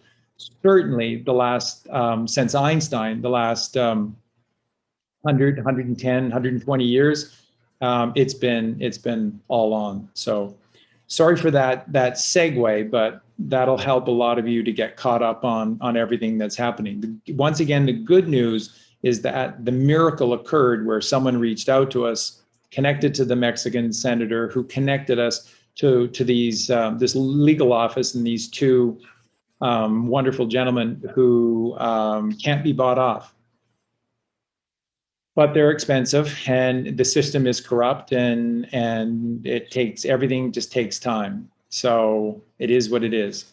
So I'll pass everything back over to you with that. But again, I don't want everyone to be crestfallen and down by hearing all of this. Again, the reason that I would share it is just simply to show you, again, this incredible symbology of The Hobbit or The Lord of the Rings playing itself out with Colleen and I literally at our doorstep, and that it's about children. As Sandra and Aaron were saying at the beginning of the show, it's about children. And so it's literally Dante who's been kidnapped and nobody gives a fuck in Mexico. 23 months breastfeeding, and for 24 days now hasn't seen his mom. That's all he's known is his mom, Colleen and I, and Eugene. That's all he's known. And he's had no connection whatsoever. He looks drugged on the video. Nobody gives a fuck.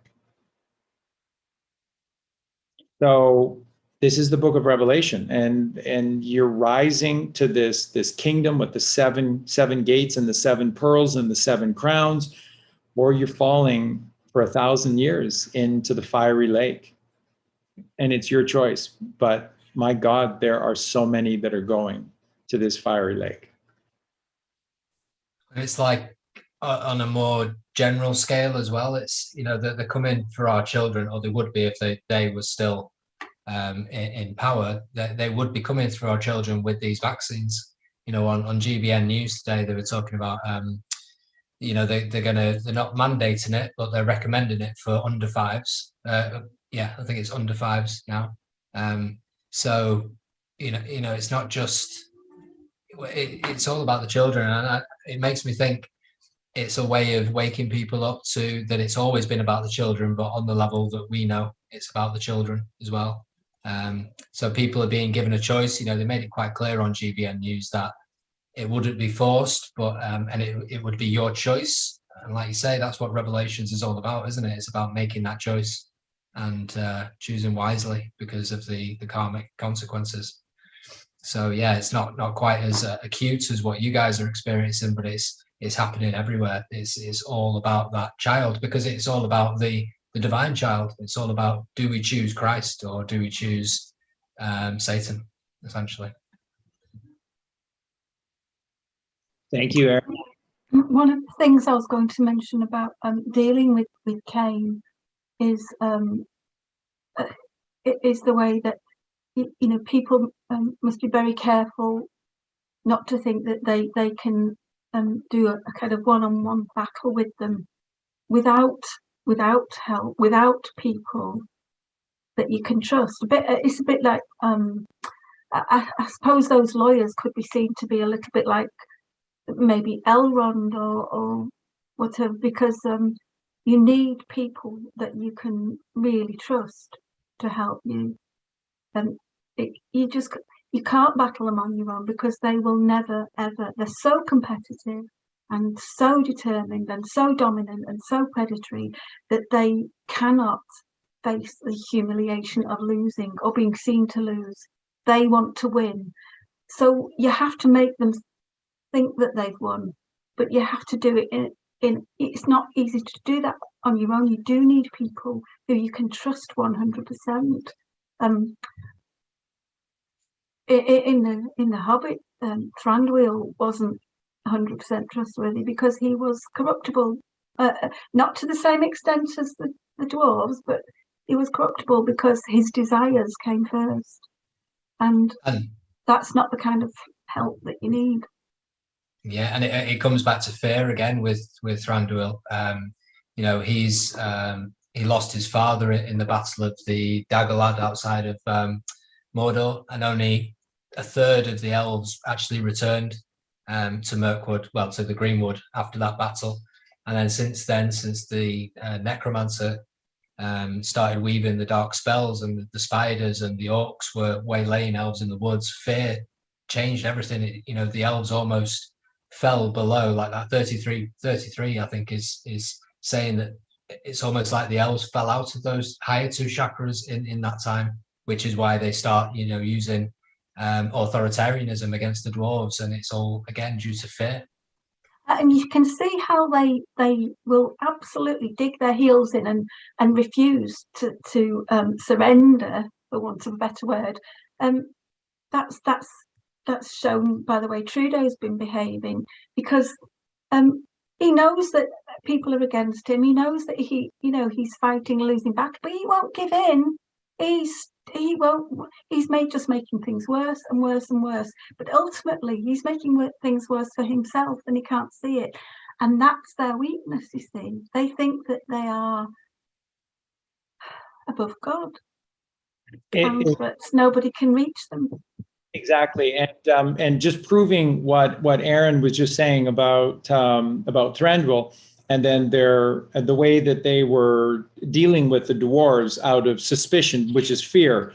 Tolkien proves what Aaron is saying is absolutely true, because Bilbo was the ruler of that time in the Underground Kingdom. And Bilbo Baggins is 99, which is most high. So Bilbo had this ring that made him invisible, and so Bilbo went wherever he wanted, whenever he wanted within the kingdom. And then it's Bilbo who devised the plan for the escape for the dwarves through the trap door down in the root Muladhara chakra, and then it's a river of life that sets them to their freedom. And what's really incredible, and of course is purely symbolic, is that Bilbo could not manage to get himself inside of a barrel. So Bilbo's journey down the river is outside of the barrel. He could not be barreled in. Bilbo was a barrel rider, not barreled in, which is totally significant. That's why Tolkien made his name Bilbo Baggins, because it's 99, which is most high. And so Bilbo ruled over Thranduil. And then the completion of this story and relationship between Bilbo and Thranduil plays out at the gate, where Bilbo takes the Arkenstone as his 1/14th share of the treasure. So, and then he freely gives it away, asking for nothing in return to these forces that were outside, that were asking for assistance, because the dragon came out and destroyed everything that they had, in which Thorin had promised. And so at that point, Bilbo once again stands over Thranduil again, because Thranduil has an army surrounding the dwarves in the Lonely Mountain, and is prepared to invoke war to be able to get his pearls, his treasure, rightfully his, back out of that mountain. And then here's the littlest of us all, once again, who's connected to God, 99, most high, Bilbo Baggins, and Bilbo gives a fortune that even Thranduil would be impressed with, and freely gives it away for the suffering, to heal the suffering of others. Wow. Them showing that Bilbo wasn't, he didn't care about money, he didn't care about the gold and everything, and he did what he did because it was the right thing to do, and that's kind of showing up certainly here in Britain at the moment. By the way, people who've been lifelong royalists are now turning against the Queen because she's paying off Andrews, instead of him going to, being put to a trial like he should be. She's buying them off, and that shows us what she is, doesn't it? And people are now seeing that. They're now seeing, and because that's what they do. They think that they can buy their way out of trouble. And of I'm course, not They sure. can't. I'm not sure whose money she's using, because I don't think she's got any. Well, I don't think she's actually around, but She's it's not- using our money. She's using taxpayers' money. it's all theatre, isn't it? She's just showing that she's complicit in the offence, and well, she's guilty of her own as well. But But people, Just, yeah. people who would never ever have said anything against her in the past, they are coming out and saying it now. exactly, Great, isn't it? That's You the know, I point. think it's the same with Trudeau, right? Because it's like Trudeau's probably not alive. He's probably already Gitmo fertilizer, and this is probably an actor that's literally pushing you to the edge of your seat, so you actually get out of your seat, off your fat ass, and do something, even if you're a royalist or a loyalist to the wrong forces. So yeah. Well, we all know the Queen isn't really the Queen either. That's not the Queen. I mean, God knows how long she's been pushing up daisies, but that's certainly not the Queen. I would think, Mrs. Saxe Coburg, Gotha Windsor. yeah, I would think that the Queen and Philip were pushing up daisies pretty close to the first few days of 2017. So when the cabal was taken down in Venice on Christmas Eve, December 24th of 2016, you can bet before the end of January of 2017, they were pushing up daisies, because you cannot allow that level of evil to continue to exist, because all they do is create spells. If you put them in a prison cell, all they're going to continue to do is create and sort of push out that negative energy. So this is why the necessity to take these people out. And they were all given fair trials. All of the evidence was given against them, and swift justice was given, which is a mercy to them as well. So, and yes, and so now, and this is the thing with regard to Canada, and we haven't spent enough time talking about the truckers' convoy, which is with God, because what it's doing peacefully and lovingly in plain sight is forcing Trudeau and the representation of Trudeau to go batshit crazy, subvert justice. And so now for the first time ever, we're under the War Measures Act. He's invoking this state of emergency. But this is under the War Measures Act. There's no war in Canada. There's nothing violent about this group at all. And so now anyone who in Canada who openly supports this group, it's now so insane that Trudeau is forcing banks to shut down their accounts and seize their funds. And of course, we know that all the funds from GoFundMe assisted Trudeau in seizing those funds arbitrarily, and saying that they're going to put them to this great cause. Fuck you. And of course, now everybody is canceling their donations by GoFundMe. And every time that they cancel, there's a $15 processing fee, and now millions of people are canceling their fees. And so that just bankrupted GoFundMe, which is a satanic organization. Then everybody turned to the site that Justin found for us, which is now what's the name of the site that Justin put us on? Give, Send, Go. Is that? Give, Send, Go, which is a Christian site, and it's amazing because it very simple, works perfectly fine, and they allow you to determine what their fee will be, anywhere from 1% to 99%, and you determine what that fee. Well, boy, that sounds godly, and now Give, Send, Go has their operation. Their website is gone, and so all the funds that people kindly put in to help Colleen and I, they're now gone. and it's so funny because because yesterday we've been having endless problems with Buy Me a Coffee, and all we have left is PayPal. But we've had no end of problems since December with Buy Me a Coffee, when they arbitrarily decided that they're no longer going to accept payments through PayPal.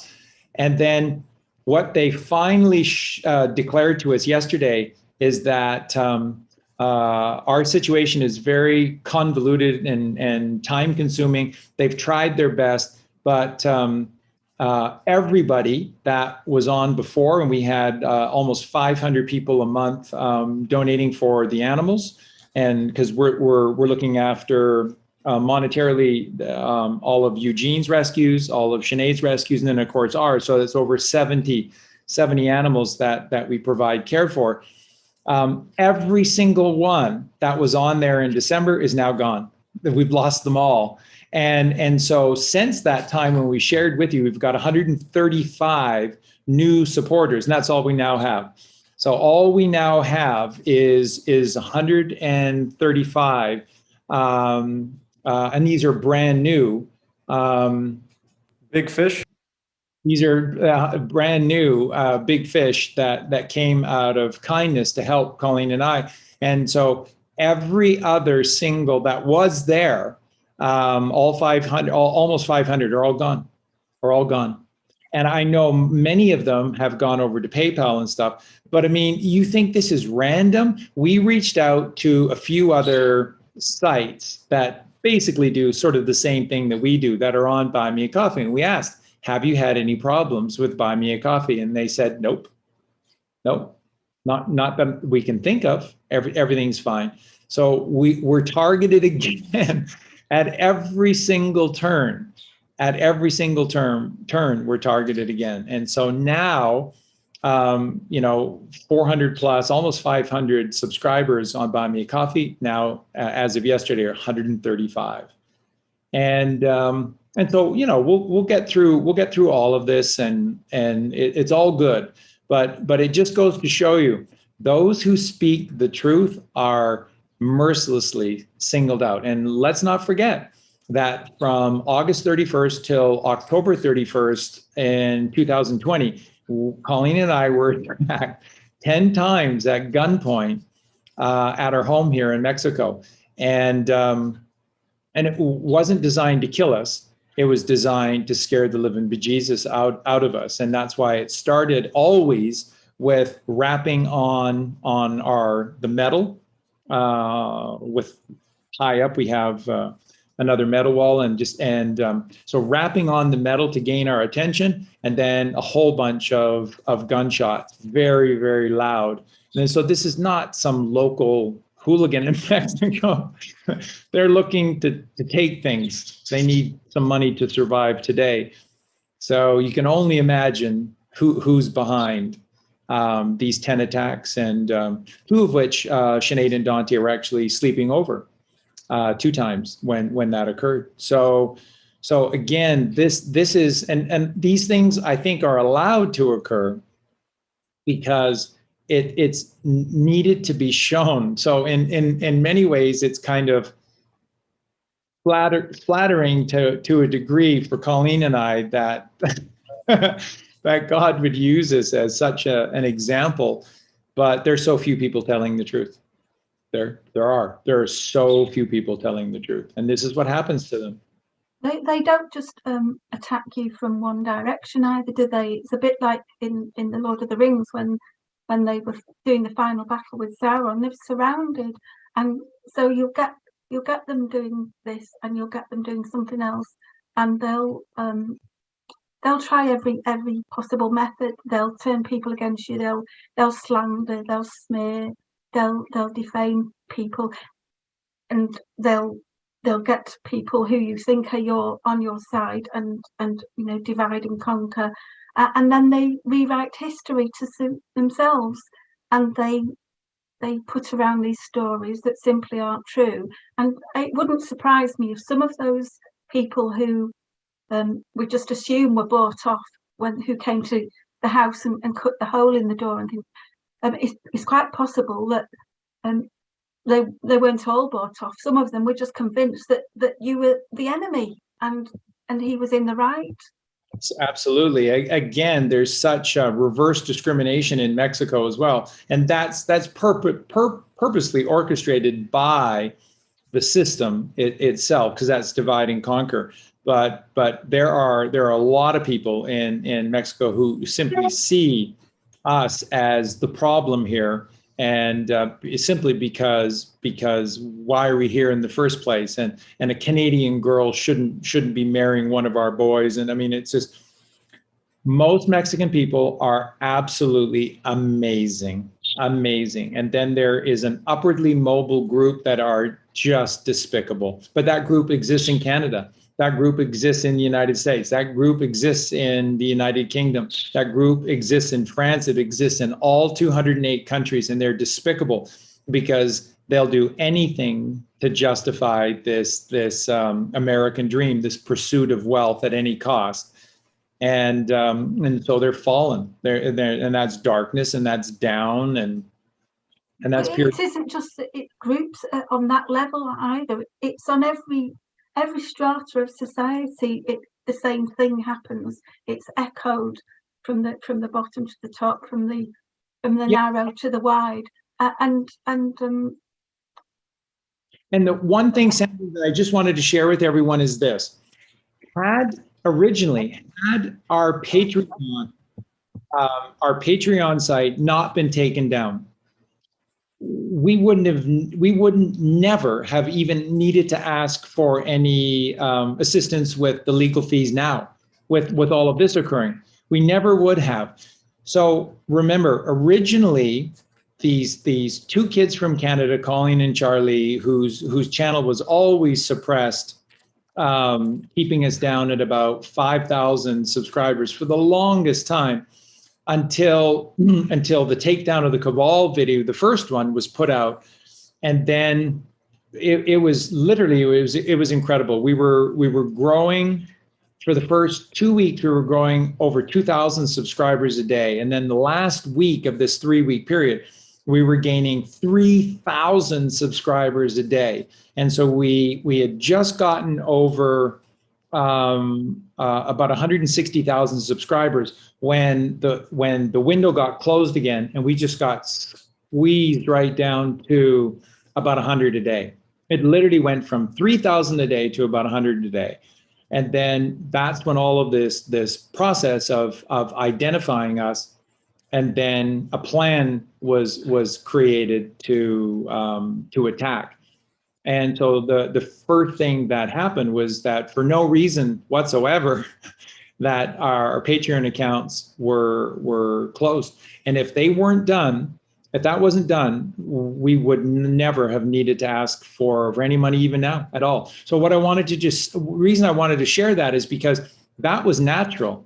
That was purely natural. And that's Colleen and I not asking anyone for anything. It's just, we look after these animals. And if you want to be part of this, helping us look after these animals, then we have a Patreon account, and you can just visit Patreon. And that's only on our videos. We didn't talk about it. We don't mention any of these things. We're the worst self-promoters in the world. We never asked for anything. And we had an enormous amount of people, $5, $10, whatever, on a recurring basis. But we had an enormous amount of people who were reaching out to want to help, and like I said, writing the most beautiful comments. And that's never stopped. That's never stopped. When people take time to write comments to Colleen and I, they are the most beautiful comments that you could ever possibly imagine. How we've changed their lives, how we've connected them to God, how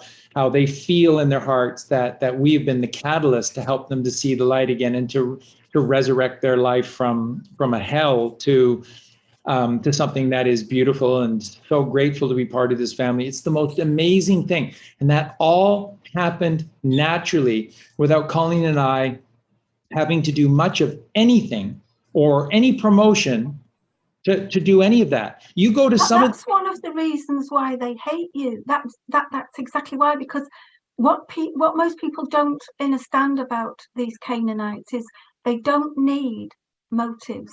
They don't need reasons. Most of the time you don't even know what it is they want from you. What they will go after you simply because you have something, and I don't mean an object, I don't mean something tangible. You have what they can never have. They see in you what they will never be, and that is why they will attack you.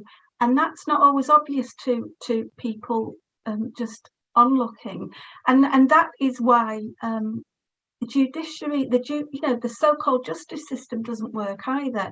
It just,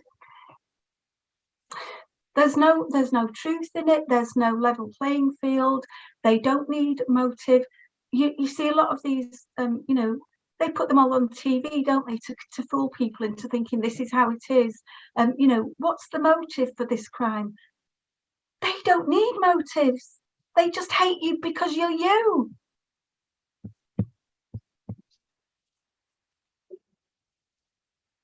So thank you for saying that, and that is very true. And so again, I just wanted to bring that up simply because from the very beginning for Colleen and I, it has just been a grassroots movement. We've never asked for anything. We never would. Everything for us has always been free. We've always tried to do as many shows as possible, trying to create enough consistency so that people could stay with us and not have to wander to all these other channels that are misleading people, putting people on the cul-de-sac and setting them years and years behind by these roads that look promising and go nowhere, go absolutely nowhere. And again, when you go to these other sites, people like Max Egan and the rest of it, you go to their websites, and their website is constructed to raise money. Their pages, they have 100 different ways in which you can send money in every form. That's insane. We've only just shyly put up one avenue, one aspect, which was Patreon.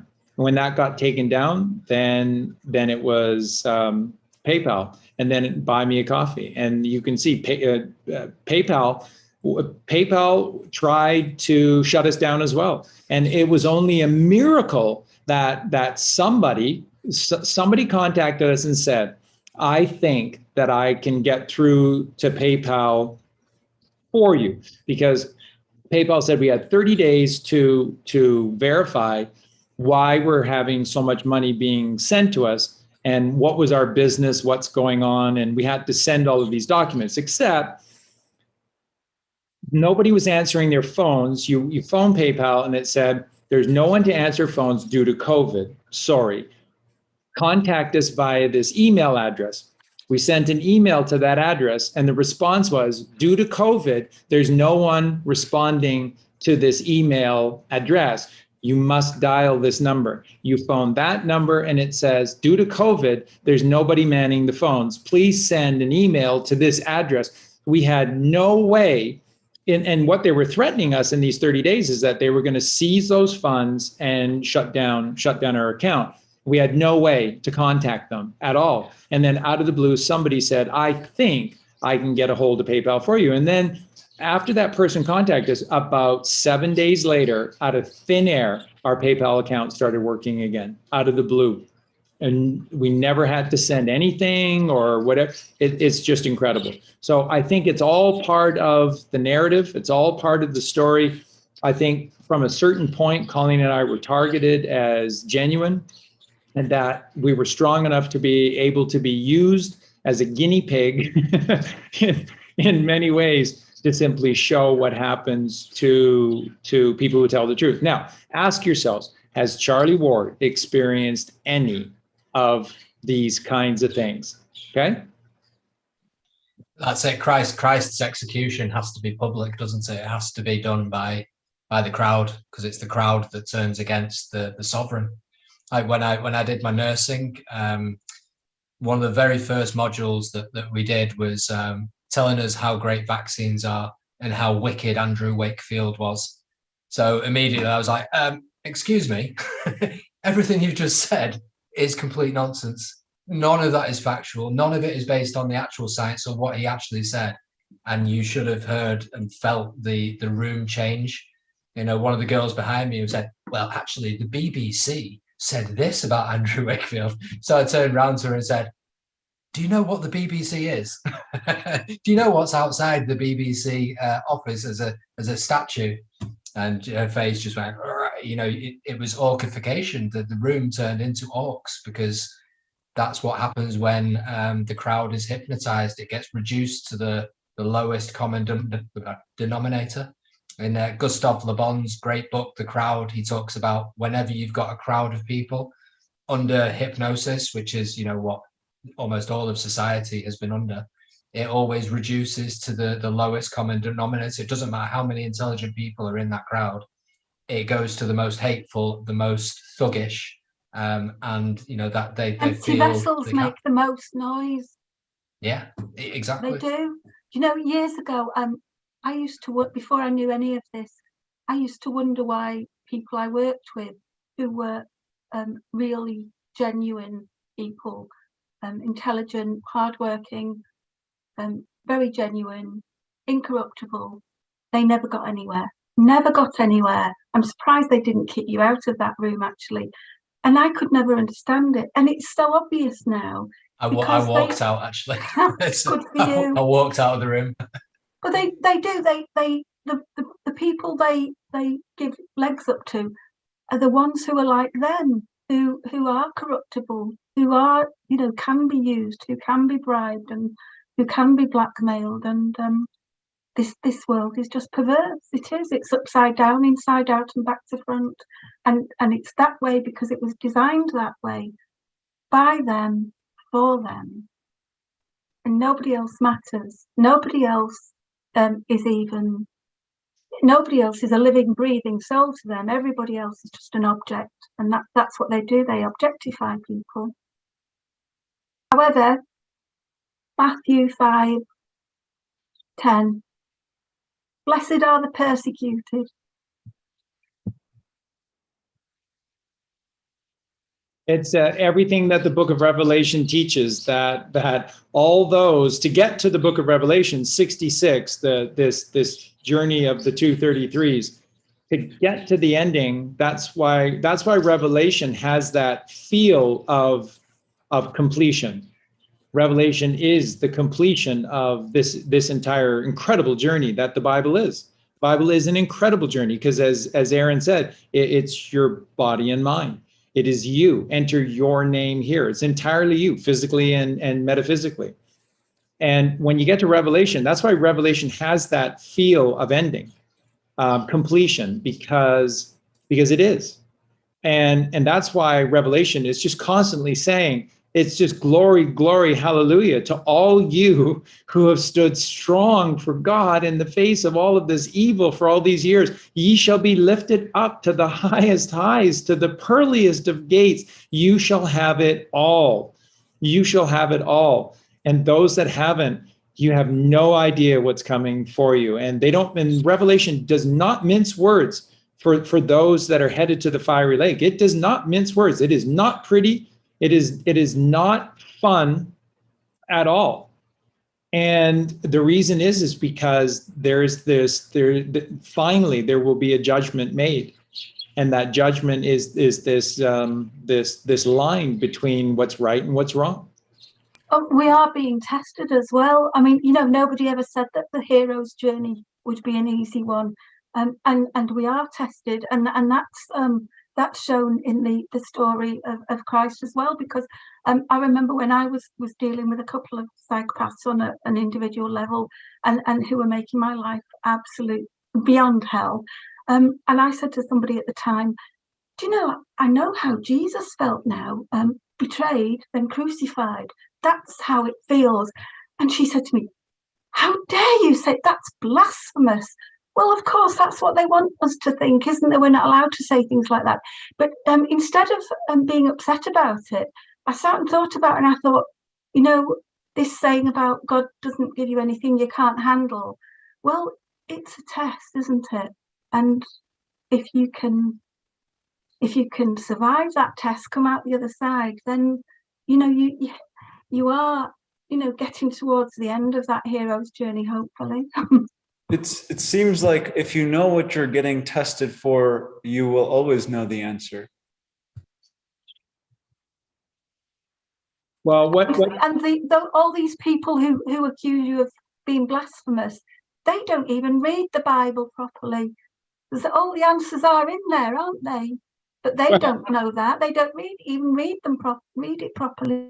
That's right. That Jesus talks about, you will do greater things than I, and that when you get to that day of unity with my Father, then you will not come to me for answers. For I know not what needs to be said to you. That only comes through the Father. And every single time that people attempted to hoist praise upon Jesus Christ, what did he do?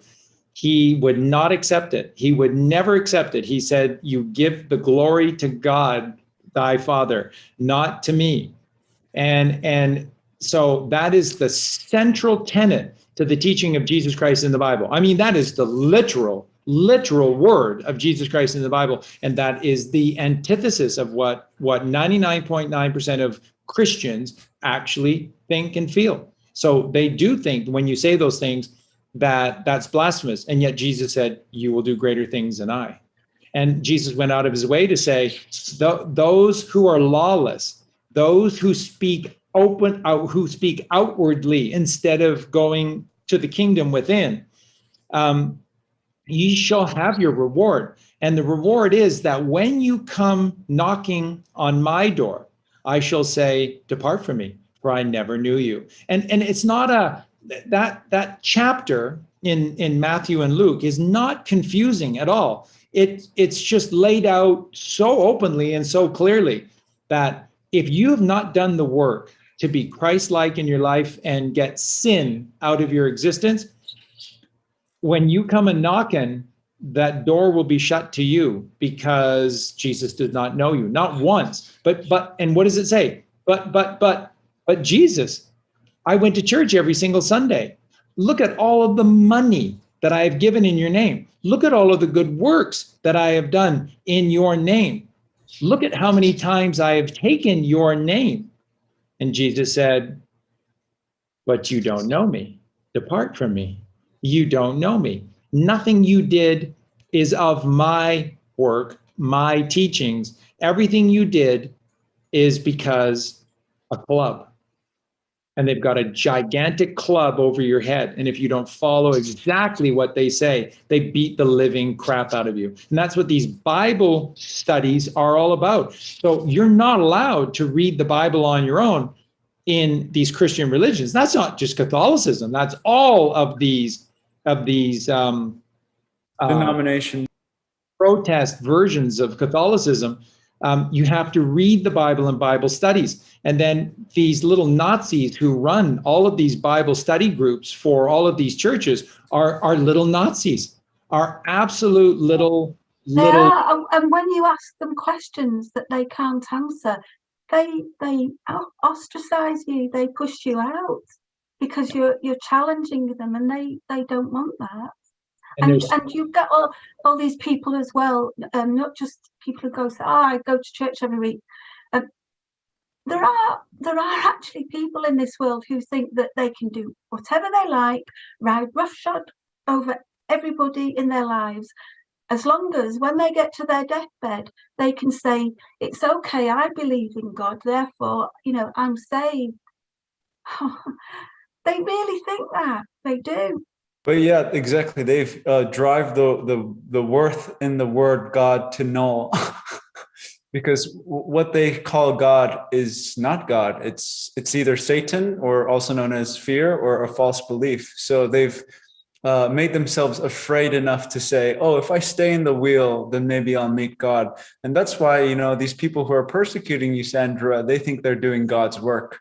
It's always been that way. The ones who lead the Inquisition always think they're doing God's work, but they're doing the bidding of evil, because when they scream blasphemy, literally they're just saying, don't question the order, the authoritarian fear-based order that exists. So yeah. They're missing the primary teaching, which is that it's all one, that all they can see is the other.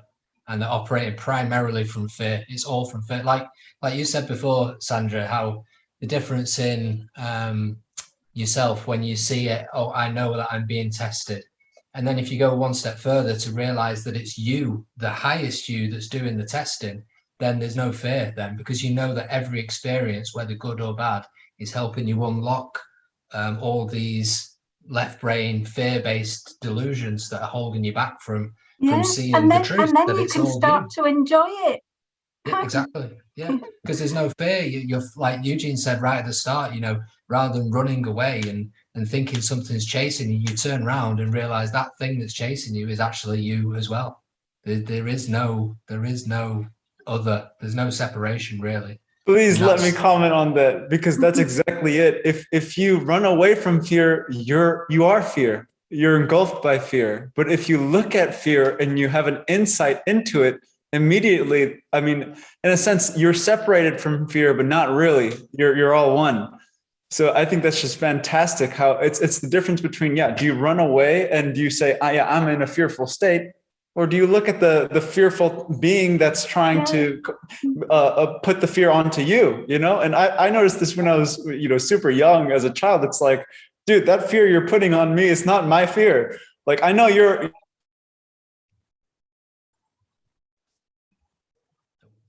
We lost him. But it's like Charlie said before about fear means false evidence appearing real, but it's that double-edged sword thing again, because it can also mean face everything and rise. Yeah. And like you said before about the hero's journey being difficult, but when you actually face your troubles and you face your inner demons and the shadow, that's you willingly going into that underworld part of the cycle of life. You know, everything is seasonal, so there has to be that darkness and that fear, so that you can rise above it and see that it's not real, or like you just said, face it and rise in spite of it. Oh, I'm the host. I wonder if we're still live. I think we are. That's odd, because I thought if anybody would be cut off here, it would be us, because can you hear that storm outside? Yeah. Oh, it's really bad here. I keep hearing things going crash, bang, and I know there are things flying around the garden. I'll have to go and check later. I mean, probably all my tables and chairs and things out there have flown over the fence like Dorothy in The Wizard of Oz. It's all really bad.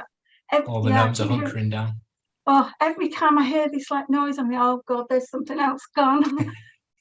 I know. I quite like it, I must admit. I'm looking forward to getting into bed and listening. It's weird, isn't it? It's kind of like comforting, and it's a bit like fear. It's scary and enjoyable at the same time. Yeah. Sitting in a house and everything crashing around you can scare you, but feel comforting as well. Yeah, definitely. Or being in a somewhere where there's like rain really hammering on the roof, and it actually makes you feel really cozy and comfortable, doesn't it? Well, it makes you appreciate, what our ancestors might not have had, which is central heating and a stable roof and all these kind of things. Puts things in perspective. I think that goes back to the food thing and the way we treat our bodies and conditioning as well, because I remember when I was younger, and like we'd be driving through Scotland or somewhere, and you'd see where the Campbells and the other guys had their fights and things, and I think, how did they survive in this type of, when it was at 6 feet of snow, and how on earth did they survive with, no heating and no lighting and no home comforts things? But they did, and that's because their bodies weren't as toxic as ours are, and soft and rubbishy as they are these days. Yeah, I think it actually probably helped. I think they were probably far healthier, even without the toxins. I mean, look at the Wim Hof method and how good, how good cold exposure the Iceman. Yeah, I mean, I've followed him on something, I can't remember what it is, but amazing, yes. And that's kind of like mind over matter as well, isn't it? Yeah, and then matter over mind as well, because the Yeah. immune system Mhm. responds. You know, when you Mhm. get in that icy river and sit there for a minute or two, you come out feeling, yeah, there are no words. It's like doing a 20-minute breathwork session. Well, it's like going for the early morning walk, isn't it? Yeah, Lifts you. absolutely. Yeah. Where's Eugenius gone? He come back yet? Frozen. Is he frozen? Yeah. Like the Iceman. Yeah, we had, well, I was recording yesterday. I was recording the show that'll go live Saturday on the BBS radio network out of New York City, and they've got millions of listeners, and so while I was recording that show yesterday, the power went out as well at a very crucial time in the show. And so yeah, very interesting, because it's not actually very often that it does this, but Well, we were just saying that if anybody should have been cut off, it was here, because there's a real storm raging outside, and I know Aaron can as well. I can hear things flying around everywhere and hitting the roof and hitting the windows, and I know what's going on out there, but it's really bad.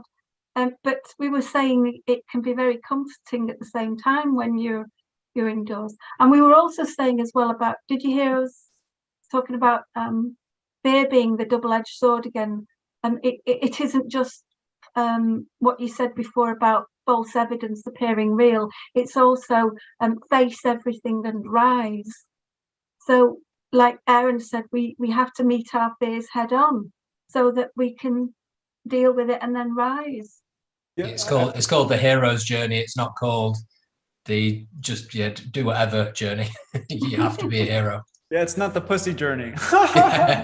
But no, when I was younger, like for instance, my dad, I could see that he was trying to fear me into changing my mind or whatever it is, right? So like, again, I noticed that's your fear. It's not my fear. You're projecting your fear onto me and getting mad that I'm not being affected by it. So I'm not a part of that equation. So I'm just making that real clear. And you know, again, just to be clear, running really doesn't solve anything, right? Running just prolongs the problem and makes the issue worse, as we learned in Braveheart. So again, the insight into the nature of fear is what dissolves the fear. So like you said, it's facing it. And when you face something, there's no dissipation of energy. When you face something, there is no running. So if you stop running, you have the whole nature of you to actually take on a problem or an issue. So yeah. You know, you were saying before about that feeling that you get that is priceless, and you wish you could just bottle it up and save it. And it's the same thing with not just getting up in the morning and appreciating beauty and things, but you know, when you've put something off for ages and ages, but you just can't face doing it, when you finally do deal with it, the feeling is amazing, isn't it? And that's priceless. And that's the reward you get from facing up to your fears, even though you weren't maybe looking for a reward. You still get one because you've faced up to your fears, and that's what Bilbo's doing. He got a reward for facing up to all of his fears, and then he gave it away. And that's dopamine is when you're completing tasks that are good and healthy, you get healthy dopamine release. It's not so much about the pleasure, it's about the desire. It's about the desire to do something. So that's when you get the release. So even just having the desire to complete that task, which eventually gets it done, releases that dopamine. Yeah, it's always about the three wise men, and the three wise men are within you, and that is the pineal gland, the pituitary gland, the hypothalamus, and that is melatonin, serotonin, and dopamine. Don't ever kid yourselves. And that is the basis of your salvation exists within those. Your entire endocrine system is a miracle, but it's those three, which is what they're all located in that centermost, innermost part of you, where this third eye chakra is, where the optic thalamus literally is. within you. And this is what will save you. Salvation is to save you, because melatonin gives you eternal life. This keeps regenerating pure blood. And serotonin puts you in perfect happiness. It's the happiness secretion because you're in balance. It's your circadian rhythms. And then dopamine is the feel-good secretion, and you're addicted to nothing because dopamine keeps you in this oneness with God. And that's that temple. And when you have dopamine flowing within you, you no longer have to burn cannabis as an incense to help you remember to go inside and receive inside your temple and receive the gifts. It does it for you. That's what dopamine does. It's the feel good because it keeps you here between the 11. And I was going to say, just before the power went out, I was just about to say, remember, Revelation, if you do the gematria on Revelation, it's 121. There's only two ways in which you can create the number 121. You can take 121 ones, or you can take 11 and multiply it by 11. 11 is 121. And what's 121? 1 is the letter A, and 21 is the letter U. 121 is gold. The book of Revelation is pure gold. It's pure, highest truth in the entire Bible. That's why it's Revelation. That's why it's 121. It's gold. It's AU. And it's 1111 because that gold is located here. Solomon's temple, First Kings in the Old Testament is describing you to a T here. That's you. And again, what exists right here is your sphenoid bone. What exists here is the firmament. There's no other way. And your sphenoid bone is a round level plane. It is. And what is the placenta? That is the basis to all life within the mother who gives life. It's like the tree of life, doesn't it? It looks like the tree of life. It is a round level plane that feeds the child. Do you see how placenta is level earth?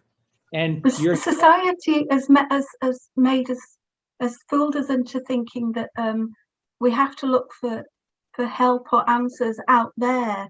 We don't need to, because they're all in here. We don't need. We've been made dependent so that we think that we can't cope on our own, because they don't want us to tap into our own power. They don't want us to even realize that we could tap into it, and that we don't need any, a knight on a white charger coming to the rescue, that we have the power ourselves. We can heal ourselves. We can deal with our own problems. We don't need somebody else to do it for us. We don't need the allopathic medical industry. We don't need therapy about this and self-help groups about that. We don't need any of that. That's why they give us. That's why they give us so many overstimulating things that cause dopamine and dopamine down regulation. So you don't process dopamine like you should do. So like porn, social media, fast food, all these things create massive amounts of dopamine, so that your brain can no longer use the natural dopamine. It's terrible, because then you're not able to go and do the thing, like for things like meditation or walking in the woods or anything that would produce normal, healthy levels of dopamine. They're just not going to do it anymore. So and look what they've done to children. Again, it comes back to children. Look what they've done to children. How many children do you see playing outdoors these days? When I was a child, we'd go out, we'd be out all day, and nobody was like going around looking for us or anything. and everybody was out. Children didn't sit indoors playing on computers and things. And look what they've done to them. It's so cruel. Yeah, and where is child trafficking born? It's born on social media. It's getting kids at a young age addicted to these platforms that they fully don't understand, and the parents know nothing of them. And so you have essentially no one in your household that is wise about what these social platforms are and what they're for and how they can be used for very evil purposes. No one in your household knows about this. And then these monsters know this, and they are literally fishing, which is the antithesis to Jesus Christ, who was a fisher for men. He fished to save souls, and they're fishing for children. They also distract you by making you think there are monsters where there aren't any. Like when I was very young, where in this area, and Aragon will maybe know about this, is there were some apparently what they called the Moors murders. It was Myra Hindley and Ian Brady, and they put the fear of God into everybody where in this area, and said, don't let your children play out, they might get snatched by these Moors murderers, and all that kind of thing. And of course that was all nonsense. It was created to make people fearful and to get the kids off the streets. And all the other kind of things that are very similar, you know, I hate to say it, but even probably the Jamie Bulger thing and anything like that, it's all been fabricated.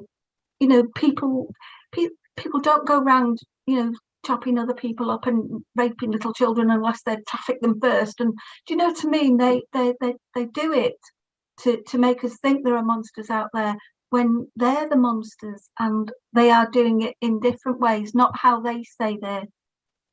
Remember, you know, there was this incredible all across the world, not just America, but it was popularized in Woody Guthrie songs and within culture.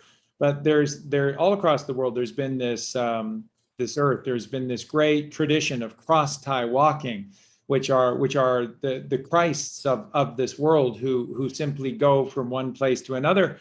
And they receive, but they give, and they give in their storytelling. They're troubadours, and in a fashion, and they come to towns, and in the center square in towns, they share their stories, and people return with food and accommodation and stuff, and they're cross-tie walkers.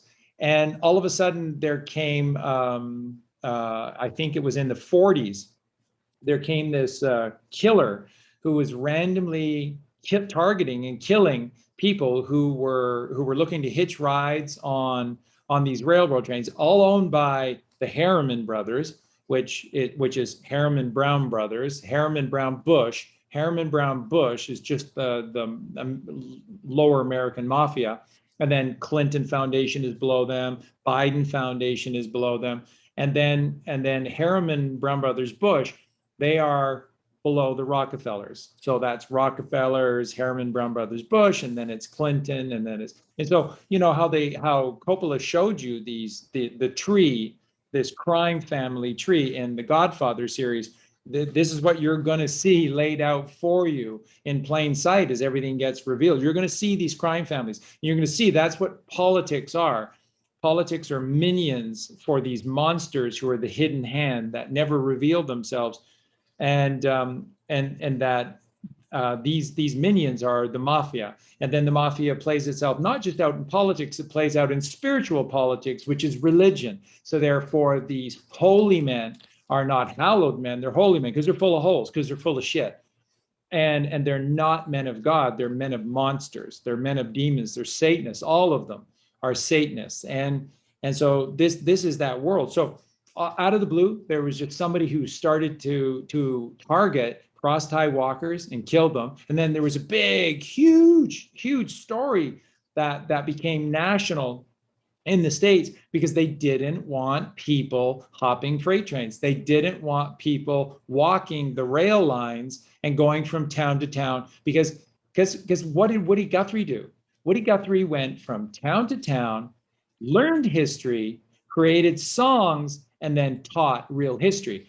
And there was this video, it's long gone on YouTube, but a gentleman created about an hour and a half video. And what it was showing you sort of, I think it was something like about 8 principal Woody Guthrie songs against what history books teach you of these same 8 events. Because Woody Guthrie sang about the great coal mine strike. He sang about, Woody Guthrie wrote songs about specific days, about specific towns. And so you piece together what Woody Guthrie sang and what history says, what the textbooks, it's the exact opposite of what Woody Guthrie sang. And what did Woody Guthrie do? He was a cross-tie walker. He went from town to town, and everywhere he went, people were so excited that he came to their town because they wanted to learn the truth and they wanted to tell him their story, which he then turned into another song and went to another town. And that's what he did. He would play truth in a song, and people would and people gave him, some extra coin if they could, but he always had enough food and he always had a place to lay his head, and that's how he lived. That's how he lived. That's why they're masking people and stopping them from traveling. It's for that reason, that they don't want the truth to be spread, because they've realized that for them the downside of the internet is that the truth has spread that way. So it could be used for good as well as bad. So this is why they've ramped up all this nonsense with masks and stopping people from traveling, so that they're keeping people apart. And you know as well that anybody in history who's been revered or vilified, it's really the opposite. Winston Churchill was related to the Harrimans, wasn't he? And he's seen as this great statesman, but he was a psychopath. He dropped bombs on innocent women and children, innocent civilians, and he did it without flinching. And yet you get other people who've been completely vilified, who, look at Gaddafi. All he ever did was try to help his people. Nobody there was starving. Nobody there was short of money or anything. Adolf Hitler, who is the arch enemy of Winston Churchill. And so you have Churchill, the most despicable. Remember, prior to this election being forced, so there's no need for an election to be called, except that Chamberlain kept visiting Adolf Hitler and kept saying the same thing that Joe Kennedy kept saying, the same thing that Henry Ford kept saying, the same thing that which is the prince to the royal family, Edward, right, who did not accept the crown.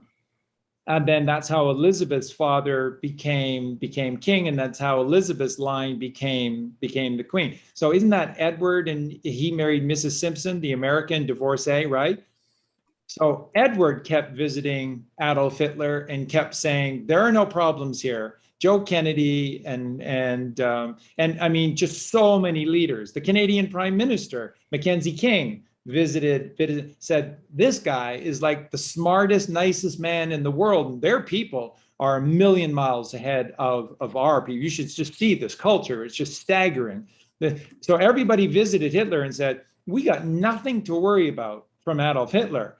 And Winston Churchill was living in a guest cottage, and he had no money in the bank. He was an alcoholic. He couldn't get out of bed. There were literally apparently thousands of empty bottles of gin all over this cottage. He had nothing to his name at all. And then suddenly the Zionist press across Europe, but especially in Britain, said that Chamberlain is this weak patsy, and that he's setting the whole world up for failure, because Hitler's going to strike and strike quickly, and then we're all going to. And they were saying in the British newspapers that Hitler was threatening to wipe out the world, and he was the worst. This is the worst country on earth, and he is the worst man. He hadn't done anything except saved his people, and they're saying the worst things about him. It's just incredible. And then suddenly they reach out. I think it was the Conservative Party reached out and tabbed Churchill to come out of nothing, a failed admiralty, Lord of the Admiralty, 20 years before, and now suddenly he's this leader in an election that never needed to be called at all. And then because of the press, the Zionist press, they forced frenzy in Britain. Then there's this no confidence vote against Chamberlain, and then a vote is created, and then the election is totally rigged for Churchill, and then Churchill gets in, and then Churchill gives his famous speech like as if Hitler had already conquered the world and destroyed the world, and said, we will never give in. It's like he hasn't done anything. He keeps asking you to sign a peace treaty, and you never respond to him. And you're responding like he's done something, that he's the worst person in the history. That's the truth. That's the truth. That's how. I mean, the thing is with these knighthoods and things. If I was him, I wouldn't want to be knighted. I wouldn't want to be associated with the likes of Churchill and Tony Blair, and well, look at that, war criminal, knighted, and 1 million people in this country protested, but they still knighted him and said it, it was down to the Queen, who's not even alive, of course. It's just got all crazy. And what they do as well is, when you call them out, they twist everything around, and they point at you and make out that you're the perpetrator. They put a mask over truth, don't they? Aragon, were you going to say something? No, you go for it. Okay, got it.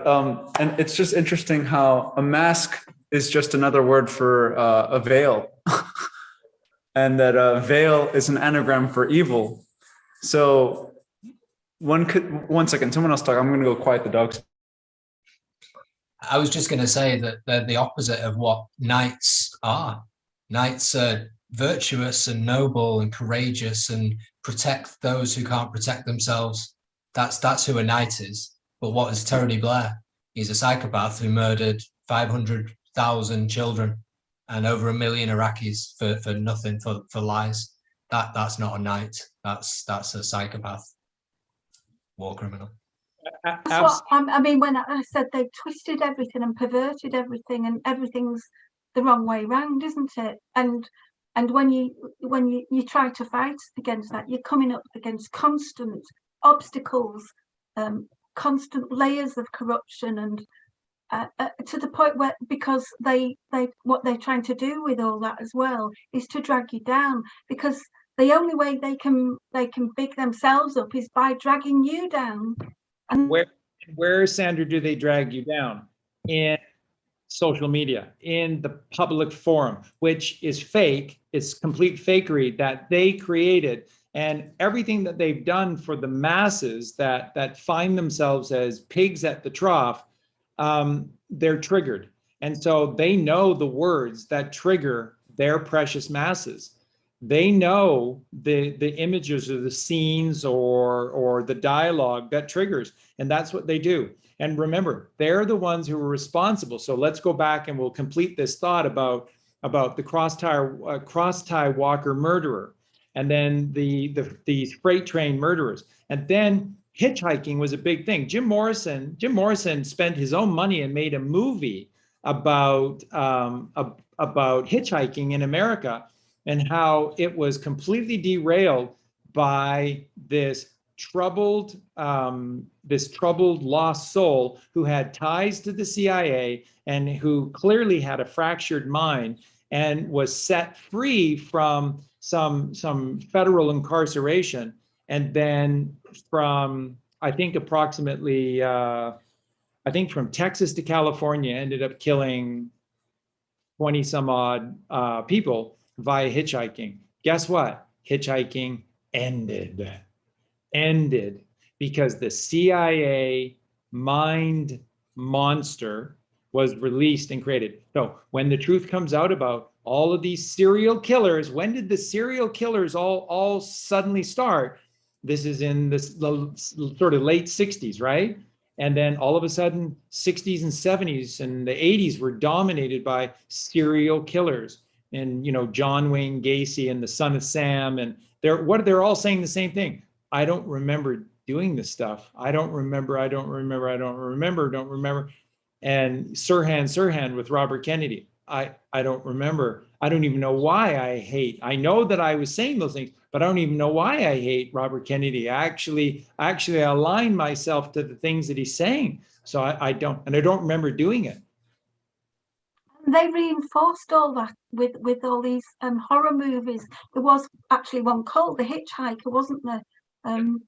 That and they to convince people that this kind of thing is out there and that we should be terrified and stay in our houses and Friday the 13th killer, wasn't that Jason or something? Where was that being done? Wasn't that at cabins on a lake? Going to a lake and having a beautiful retreat in the wilderness and stuff, and there's Jason killing people and stuff, and everything. Well, it was children again, because it was based on these summer camps, wasn't it? Yeah. I mean, I don't watch those movies. I never. Well, I only ever saw the first one. I never. That was enough for me. It's just insane. So yeah, but that's what they do. That's what they do. And what is everything that they're telling you powerfully? I mean, you just take a step back and observe, and it's so clear. Stay in your house. And that's in the Academy Award winning movie of 1975, Network. That's what he's saying. He's saying, I know what you're thinking. I know what you're saying. You're saying, leave me alone. Just leave me in my house. Give me my television and my microwave oven and my steel belted radios. Oh, well, I'm not going to let you alone. I'm not going to leave you alone, because you've got to get mad. You're a human being, God damn it. Your life has meaning and value. I want every one of you to go to the window and open up the window and you scream to the top of your lungs. My life has value, God damn it. And yeah, it's really interesting how I feel like the mask is encouraging psychopathic behavior. I think that, yeah, once you put it on, again, I was saying mask is really a veil, which really means evil. So it's putting another veil, and really, early Sandra was talking about power. Where does power come from? Power comes from seeing through the veil, I think. And that's why that's why they're trying to mask you, because they're trying to put false perception or not allow you to perceive. And I was going to ask you guys a question. Don't we live in a world of loose ends? Well, at least the world we've lived up to till now seems like a world of loose ends, and that really Revelation is about tying up the loose ends. It seems like Satan's world is just a world of unfinished business, so to speak, and it's just everyone's in this gray zone. And Revelation really means reveal. And again, we come back to perception. And I wanted to touch on 6:22, Matthew 6:22 and 6:23 right here, because really. Like what you see is your reality. What you observe is, or the observer is the observed. And let me just show you a quick thing. I think it's better just to show you. I drew a little like a pyramid structure with your two eyes at the bottom and the eye up top. And I happen to believe this is also a three wise men reference too. And this whole thing with the third eye, not the positive eye, not the negative eye, but the one that sees through it all. Not the eye that's concerned with up and down. And, I shared this with Aragorn yesterday, but I have a feeling that, just like bats, they just haven't told us yet. We project light out of our eye and then it comes back into our two eyes. So just like, how a bat has ultrasonic, so it's sending out sound and then it hits the materialization that was created by the one eye, and it comes back into the two eyes. So the same way with sight and sound, I really do think that we're so crucial. Like perception is creation. There is no difference. So, this whole thing with frequency, right? It's like, where are you vibrating at? And again, the whole idea that when you see an object, you have a sense that you're a subject.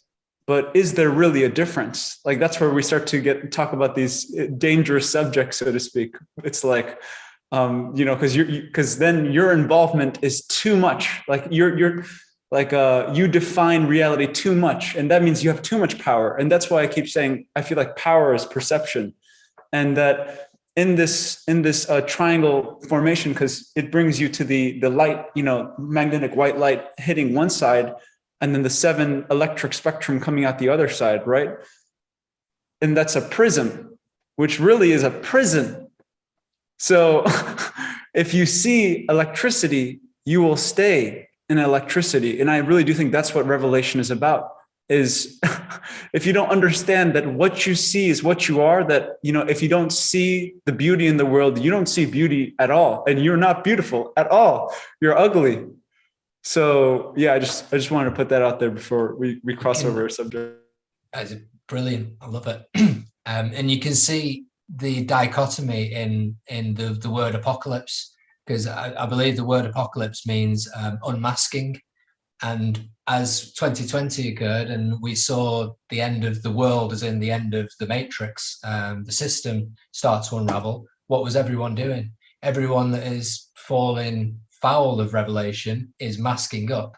Everyone who's starting to become sovereign and empowered and turning back to God is, you know, not only choosing not to wear a mask in the physical sense, but actually pulling off all the psychological masks and all the other ways we deceive ourselves, and, you know, we don't face our shadow. You know, like we said before, we run away from fear. We stop doing that and we face, right, okay, now's the time. If I'm not going to do it now, I'm never going to do it. It's 2020. It's time to have 2020 vision on both the world out there and having this sight that allows us to see what's really going on, which is the end of the cabal. So yeah, it's brilliant. It's all there. Revelation's playing out as we speak. Incredible. That's another example of how why they hate us, because they aren't able to deal with their fear, the Canaanites, the psychopaths, because they wear a metaphorically a permanent mask. It's because they're empty inside. They wear a mask of sanity. I don't know if you've ever heard of the book about psychopaths called The Mask of Sanity. So they're wearing this mask because they don't want anybody to see what they really are, which is nothing. And they aren't able to do what we can do and face up to those, because they can't face up to it. They can't. They're terribly, what they're afraid of is their masks being ripped off and us seeing them for what they really are. They're terrified of that. And the only time that you ever get any hint of that is when their masks do kind of like move to the side or whatever, when they're in one of their rages and so on. And it's so bizarre that you just can't see it then. And another thing that Eugene said about the third eye just got me thinking. Earlier, when I was making my notes for this show, I was thinking about, I know it's Freud and Freud is a fraud and all that, but sometimes it's just easier to explain it in a way that people may be familiar with.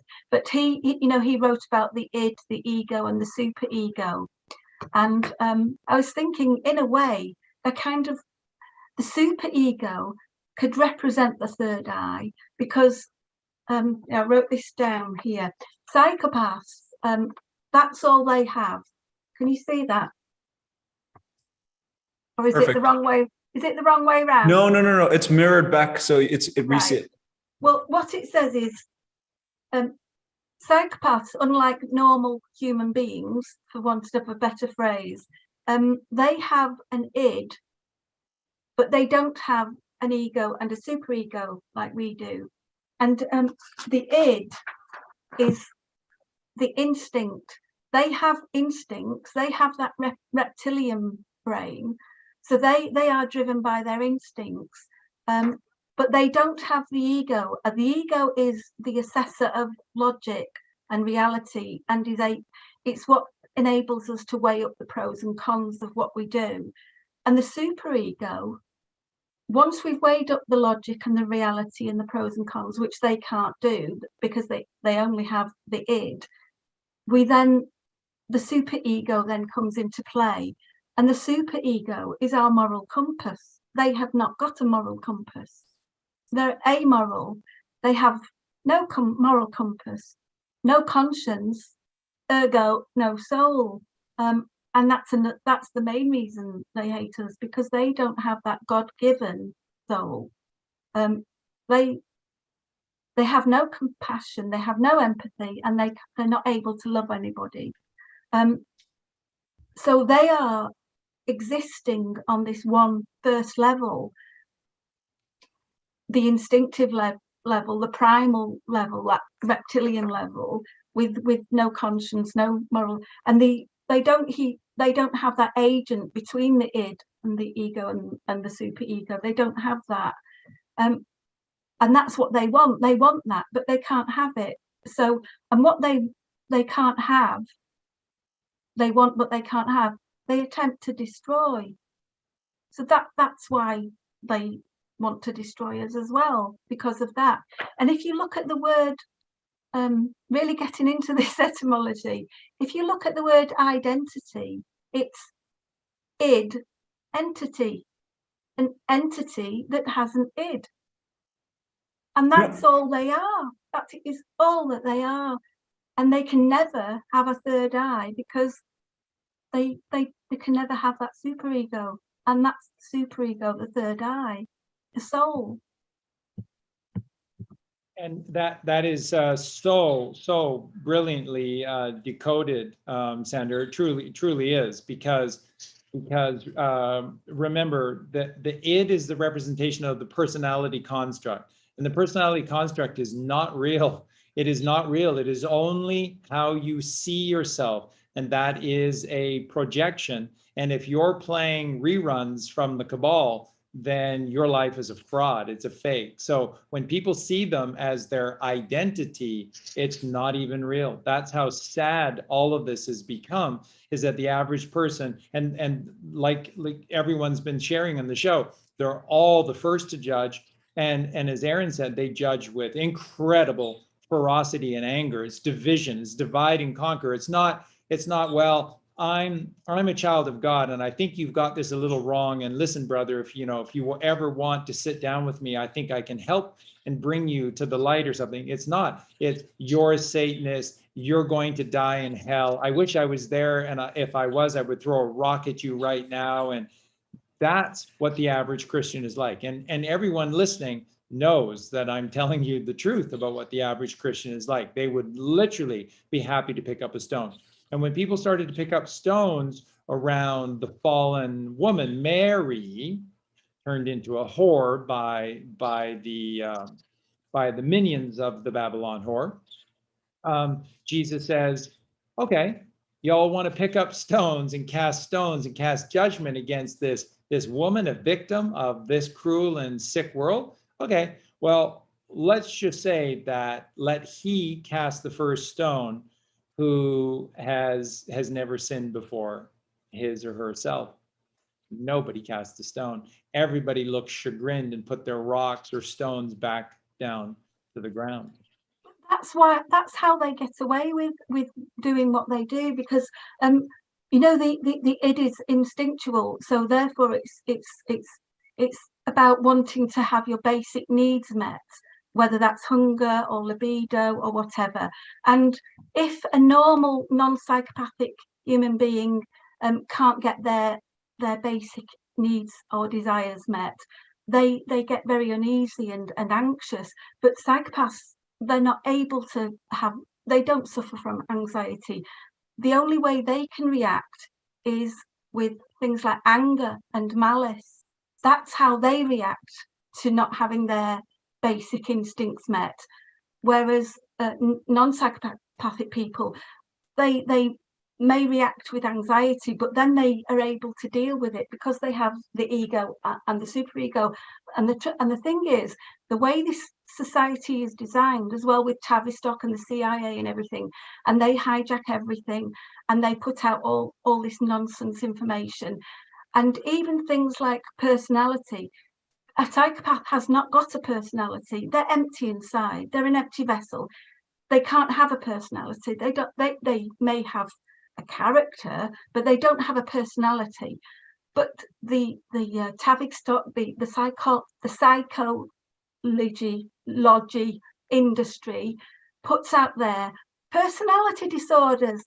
That's an excuse. Their excuses for the behavior of psychopaths, because they don't have personalities. They can't have a personality disorder. It's all designed that way. It's all driven that way. So we make excuses for them then.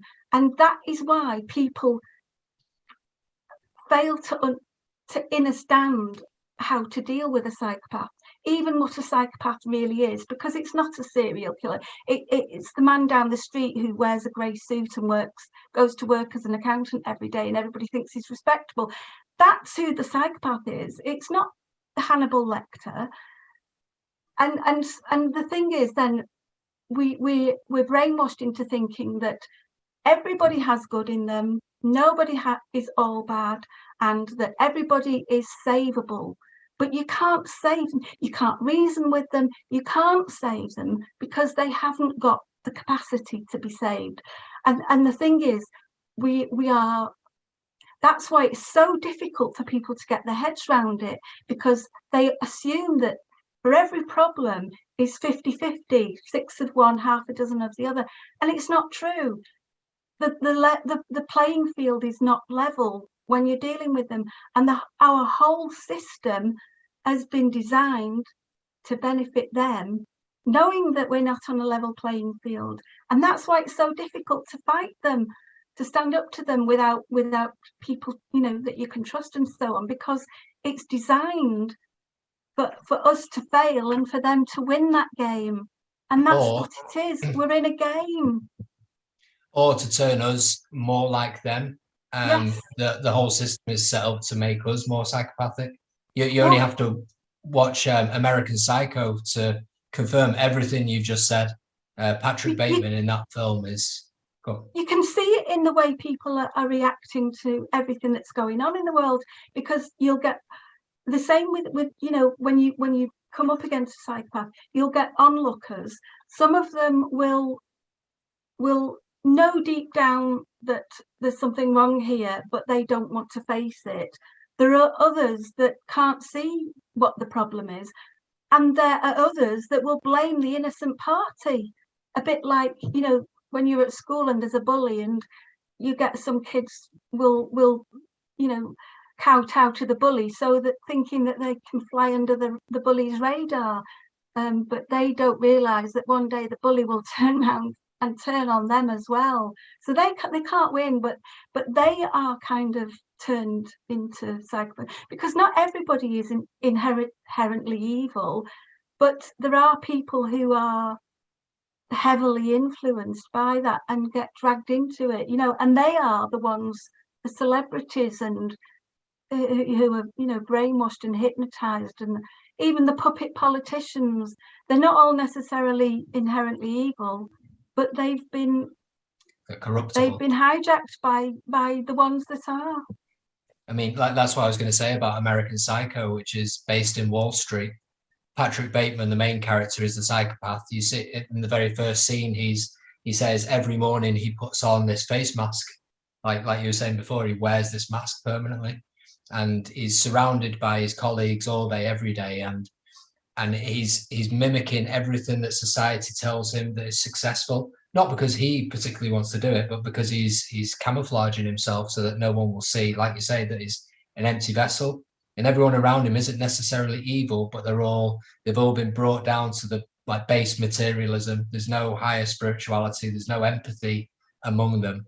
And that's where he can hide, because in that society that Wall Street and governments and religion have created is all to hide that psychopath. I remember Charlie saying once, and this blew my mind, that the makeup was created to hide the vampire.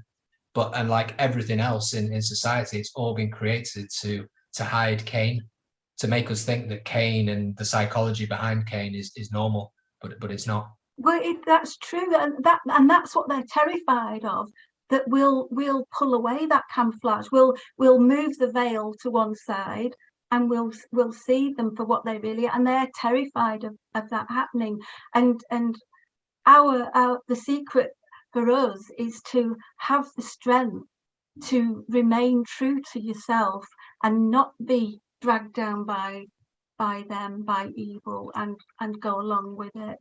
And that's why sadly most people are. they live as soon as you can see. Yes. and you've got the strength to put on the glasses and not be coerced into not doing it, then you can see them, like when they're going, we've got one that can see. Yes. Yeah. But the thing is, though, we don't need to go looking for that box of sunglasses. We have the power anyway. We have it here. Yes, exactly. And it's just amazing you said that, exactly, because evil is terrified of the reveal. Only evil is terrified of the reveal. If you were on the side of good, it wouldn't matter. The revelation, it would be, you'd be one with it, right? And at the same time, just super quick, Sandra, because your ID thing was fantastic. I was thinking about this a couple of days ago, that because ID is backwards for die. And die is one of my favorite combinations, 9 and 4, which is 13. So they literally flipped dialectrically the father around and turned it into identity. Isn't that crazy? Like, it's just like, now that I think about it, it's like, of course, that's why they call it ID, because it's really DI backwards. And of course, because father and mother, die and M is 13 and 13, which is 26, which is Z, which is Zion, revelation. So everything they're doing is turning it around. And no, let's not go to Revelation, because if we go there, the truth will be revealed. Eugene, put your chart back up just for a sec. I erased it already. Oh, you erased it? Okay. Yeah. So when you show everyone the word identity and you reverse the id to God, which is die, that's what God is perfect balance. That's what God is the unity of all things. He is the creator. He is the one. All things, the whole of all things is what God is. So therefore, he is the opposite of the id. He is the di, and that is the die, which is God, which is perfect balance. So when you look at the word de-entity instead of identity, then what's the word that you see staring right in your face, which is deity? So the opposite of identity, identity is an illusion, and you're all separated from God, so you're lonely because you're living an illusion, a false sense of oneself, which is an ID entity. And then, but when you reverse that, dark to light, look in the mirror 91, surrender 19. When you look in the mirror, then it's deity. So when you reverse identity and look within yourself, then it's deity, because God is within you. And it's always, always, always this way. Always this way. Remember, 13 and 13 is mother child. Jesus is the one Neo, surrounded by the 12. Everywhere, above us, within us, everywhere is the one surrounded by the 12, which is 13. And then the mother is Mary, which is the middle, which is magnetism, which is motion, which is movement, which is M, which is 13 of 26. 13 and 13 is 26. Father, that the mother and the child will take you from A to Z. They'll get you to God. That's what they're there for. It's the journey of man that Aaron has referred to so many times during the show today. When you align yourself with her, you get her. That's together. To get her, literally placed together, is the word together. To get her, you have to be together with her. And then you get him, which is the child, because Mary never goes anywhere without that little lamb. That little lamb is sure to follow. Sure is surety, which is creditor, which is credit, which is the kingdom of heaven. The roads paved with gold, credit or. And that is who you are. Creed, it, or. That's who you are. And that's what the kingdom of heaven is. And so the mother and the child take you there. The mother and the Son of Man take you to him. So just get in alignment with them. There's so many incredible things that were said earlier in the show, and I wanted to get back to it because it was just such a great point by Aaron. Aaron was talking about how we're programmed into doing the same things over and over and over and over again. And nobody is able to end up seeing the forest for the trees. And we just keep bashing our heads against the wall, doing the same thing over and over and over again. And I was going to bring up the point that Gene Roddenberry went to this extent on Star Trek Next Generation. There, and I'm sure some of you will remember this, there's an episode where the Enterprise keeps blowing up. And the same little passage keeps playing itself out again and again and again. Until what? Until when was the miracle that saved them in that episode? They sat down together and they said, well, I know this isn't science, but, and it was Data, who's not, it was Data, who's not even really a man. And it was Data said, this is going to sound odd, but I have a feeling that we're doing this all wrong, and that what we need to do is the opposite of what we're sort of ingrained to do. So every time that ship appears, we're panicking and trying to get out of its way, and we're trying to use positive matter against its positive matter, and we can't get out of the way, and we collide with each other, and we keep blowing up. And Data's his feeling was we should do the opposite. Oh my God. It's the truth of all truth. It's the answer. Sandra, go ahead. You need your volume. I'm just saying magnetism, the opposite.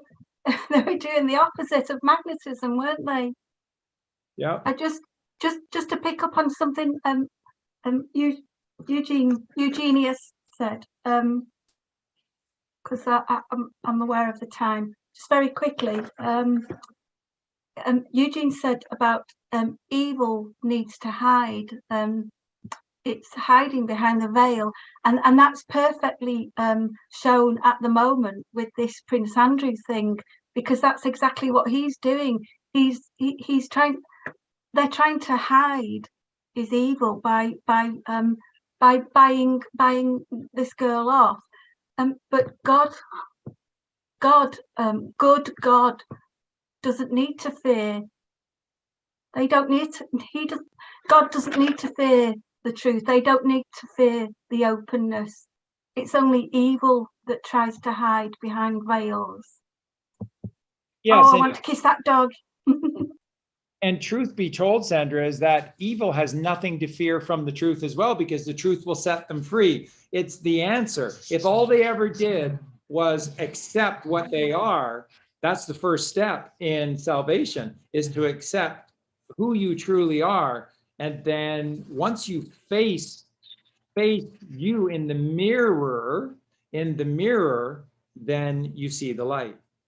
The light comes to you because you see that you've been a vampire and you can't see yourself in a mirror because it's just been pure darkness.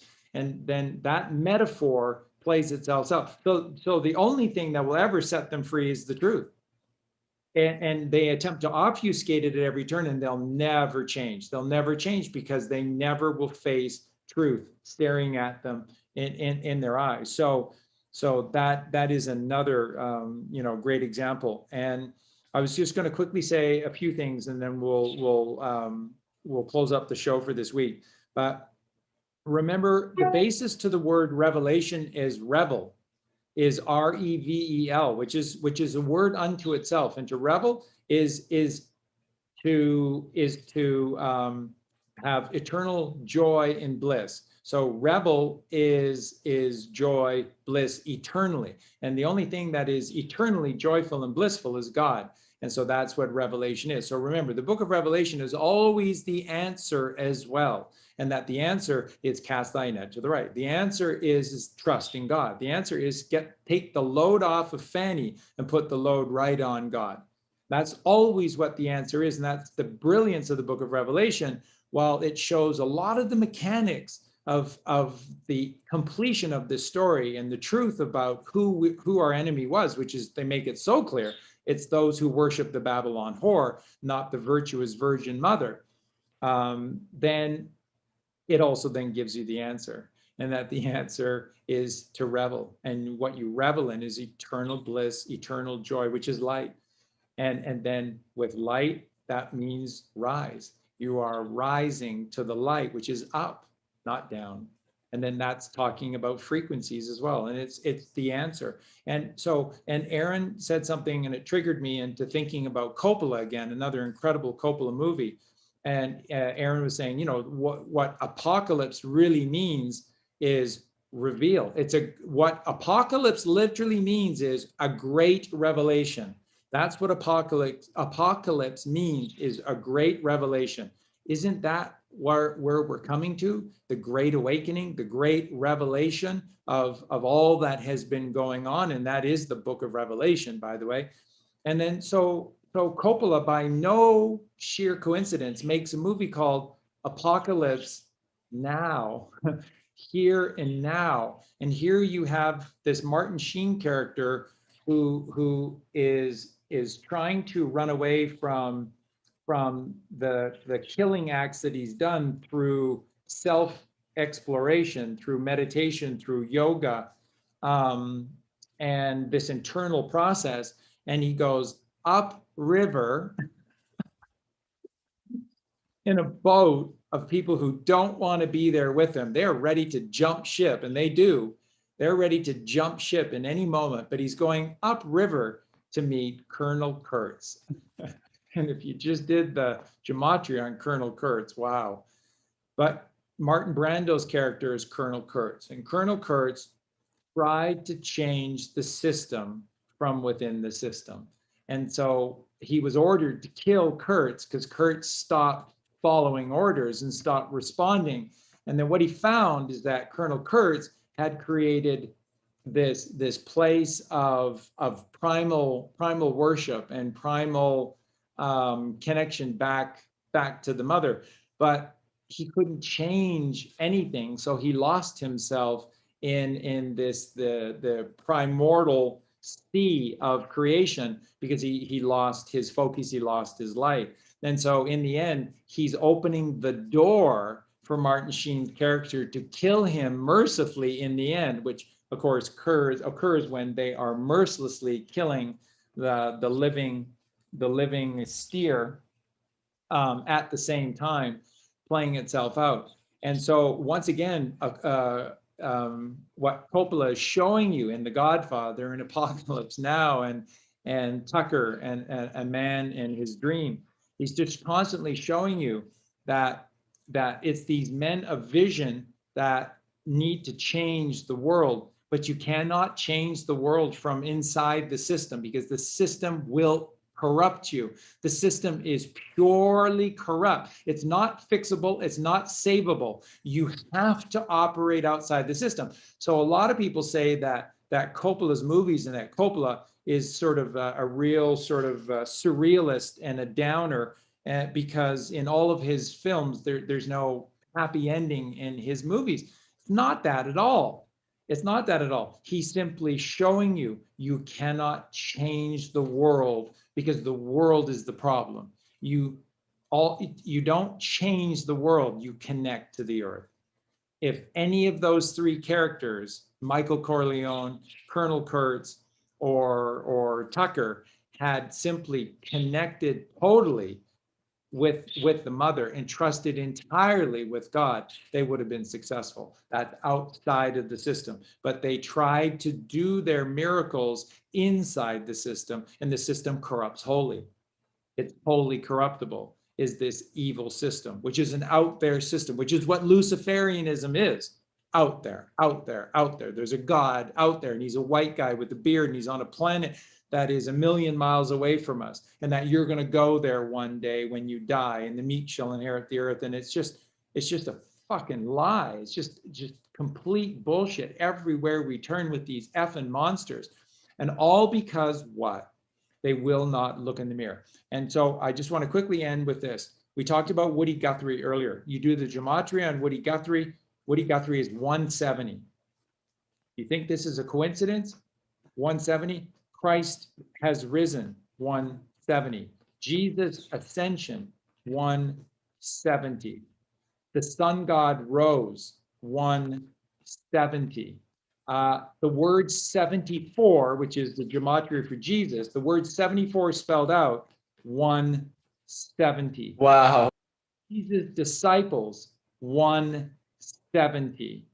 Prophecy is real, 170. Prophecy is here, 170. The chosen number, 170. Lord God Almighty, 170. And all Woody Guthrie did is he went around listening to the truth and then writing songs about the truth. And that's Jesus Christ. Jesus Christ went in first to the Mount of Olives in stillness and silence, and he came out the Son of Man because he embraced himself wholly in truth. And that's why he is the light, the life, the way of this world, because he is the truth. If you want anything in your existence to change, you have to fully, wholly embrace the truth. It is the only way. It is the one story. It is the one journey, as Aragorn teaches us so beautifully every time we were graced with his presence for him to share this wisdom. Same with Sandra, same with Eugene. They're always telling you that the truth, only the truth will set you free. It's the only way. And so with the truckers in Canada and the convoy with God, wow, going to God, going with God is convoy. They're peacefully assembling in love and in family. They're creating bonds of family peacefully. And Justin Trudeau, his only response is a War Measures Act. And that's what made me think about the other night on the live show to do the George Carlin. Oh, that was on Sunday when we were attacking the Super Bowl. And I did the George Carlin skit live between baseball and football. The truckers' convoy is baseball. They're assembling, they've created a diamond in a park. And they want to go home. And they want to stay on the infield and the path that is straight and narrow. And then there's a man hiding behind a curtain, and it's just one man, but he's got a big megaphone, and he's evoked the War Measures Act. And it's now emergency conditions in Canada, and it's never been evoked before in non-times of war. Over what? Convoy means going with God. And they're peacefully assembling on a diamond. And they just want to go home on the infield. It's baseball and football. And so how is Trudeau responding to baseball? With football. He's launching an aerial assault, sometimes through a shotgun, with pinpoint accuracy and bullet passes, riddling the defense with bullets and violence, war, left brain, facts, figures, and logic against lore, legend, and magic. And what these truckers are doing is the makings of lore, legend, and you bet the magic will roll out while they're still there. This trucker convoy will go down in his story, God's story, as the truth. And that's lore, legend, and magic. They're making before our eyes, they're making lore and legend. And it's pure magic when you do this. And they're children of God. They're absolutely children of God. And Trudeau is showing himself and pissing off Canadians in record numbers, people who you never, ever, ever thought were going to wake up. And they are all out against this Justin Trudeau right now. They are. They're pissed off in Canada. Boom. Dark to light. And that's what I just want to say one more thing about Woody Guthrie, is that like the elves and all of our stories through history have all been told through songs and poems and eddas and verses. That's what, you see it all the way through the Lord of the Rings with the elves recounting their history through song. But they're turning facts, left brain, all the kind of things that actually happened, but they're using the right brain, the creativity, the beauty to relay those facts. So it's whole, it's not newspaper front, here's the facts in bastardized English. It's come through beauty, and that's how it should be. And which really quickly, so what Aaron just described is is 69, is Cancer, is 12, is the top of the astrological sky clock, because that's the right brain controlling the left brain. It's not killing. You know, it's beautiful in the Legend of Bagger Vance. Bagger Vance says to Juna, Ranulph Juna 74, Jesus 74. He says to Juna, and they say, just constantly say Juna through the whole movie, Juna, which is Jesus, which is beautiful. And he says to Juna, you can't see that flag as your enemy, as some dragon that you have to slay. He said, no, it's your destination. It's a point of discovery. He said, you have to love it and you have to become one with it. And then it shows the flag with the number 1 on it waving in the wind. And that's the scene that they show when he says, you have to become one. He said, Juna, that's the field, Juna, is becoming one with the flag. So the answer isn't violence, isn't killing the dragon. It just comes back to moral. Your ego rises with you. Oh, we don't need to worry about rounding all them all up and chucking them off the edge of the earth either, because what will happen is it's like the story of Rumpelstiltskin. Right at the end, he gets into such a frustrated rage at not being able to win the game that he tears himself in two. So they will destroy themselves. And the final thing I want to say before we go is I know that we've not talked about The Hobbit and Barrels Out of Bond and all that today, but a quick quote from Thranduil from the movie rather than from the book. He says, "Such is the nature of evil. In time, all foul things come forth." In other words, all truth is revealed about them. So Thank you, Sandra, for bringing it up and saying that. So let me close the show with this. If you want to know why there was such confusion over the jab and why masks stayed and why the COVID thing stayed and why Trump is trying to rush out a vaccination, because this is all about a choice. If they took away the choice, then they were not being true to God, because this is the time of revelation, and revelation is the choice that you have to make, to revel in joy and bliss with God, or to fall eternally into the darkness. And that's a choice. So if they took away the choice, if they took away this evil, which Trump largely did in his presidency, so that's all you have to judge Trump on, is when he was the golden president for those 4 years, and it was perfection on earth, and it truly was. There was no war for the first time. When it ever? But there was no war on earth, or since the cabal had been around for sure. That's perfection. That's how you judge. If you're going to judge Trump, you judge him in office, which was perfect. And then 2021 was they illegally got rid of Trump, and that was hell on earth. And it's continued because this narrative has to play itself out, and it will continue until such time that these things occur, and they are occurring. What's happened with the truckers' convoy is no fluke, no accident, no coincidence, and now it's happening virtually everywhere around the world. And last weekend, the truckers in the United States went to the Windsor Canadian Bridge, and they blocked it off in support of their brethren in Canada, what they're doing in Ottawa.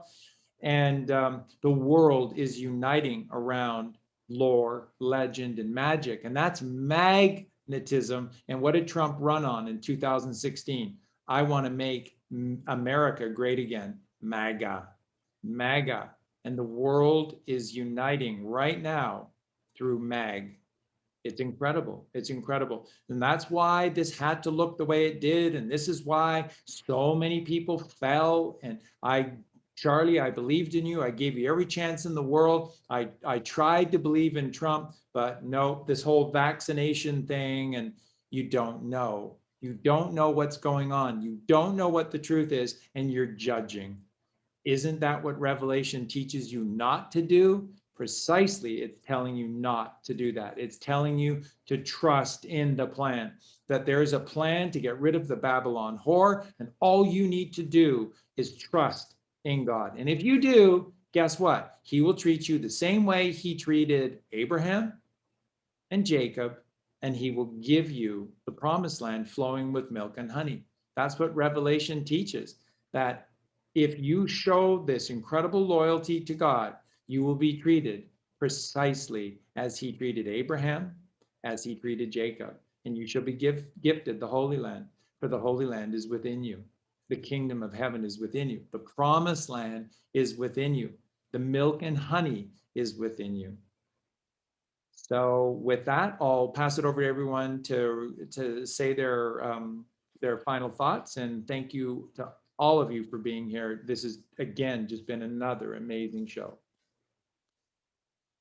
Maybe right behind what you just said there, it's a test because it's the New Testament. It's a test of the mind over matter. Which one are you? So there's that. And then let me flip this over real quick.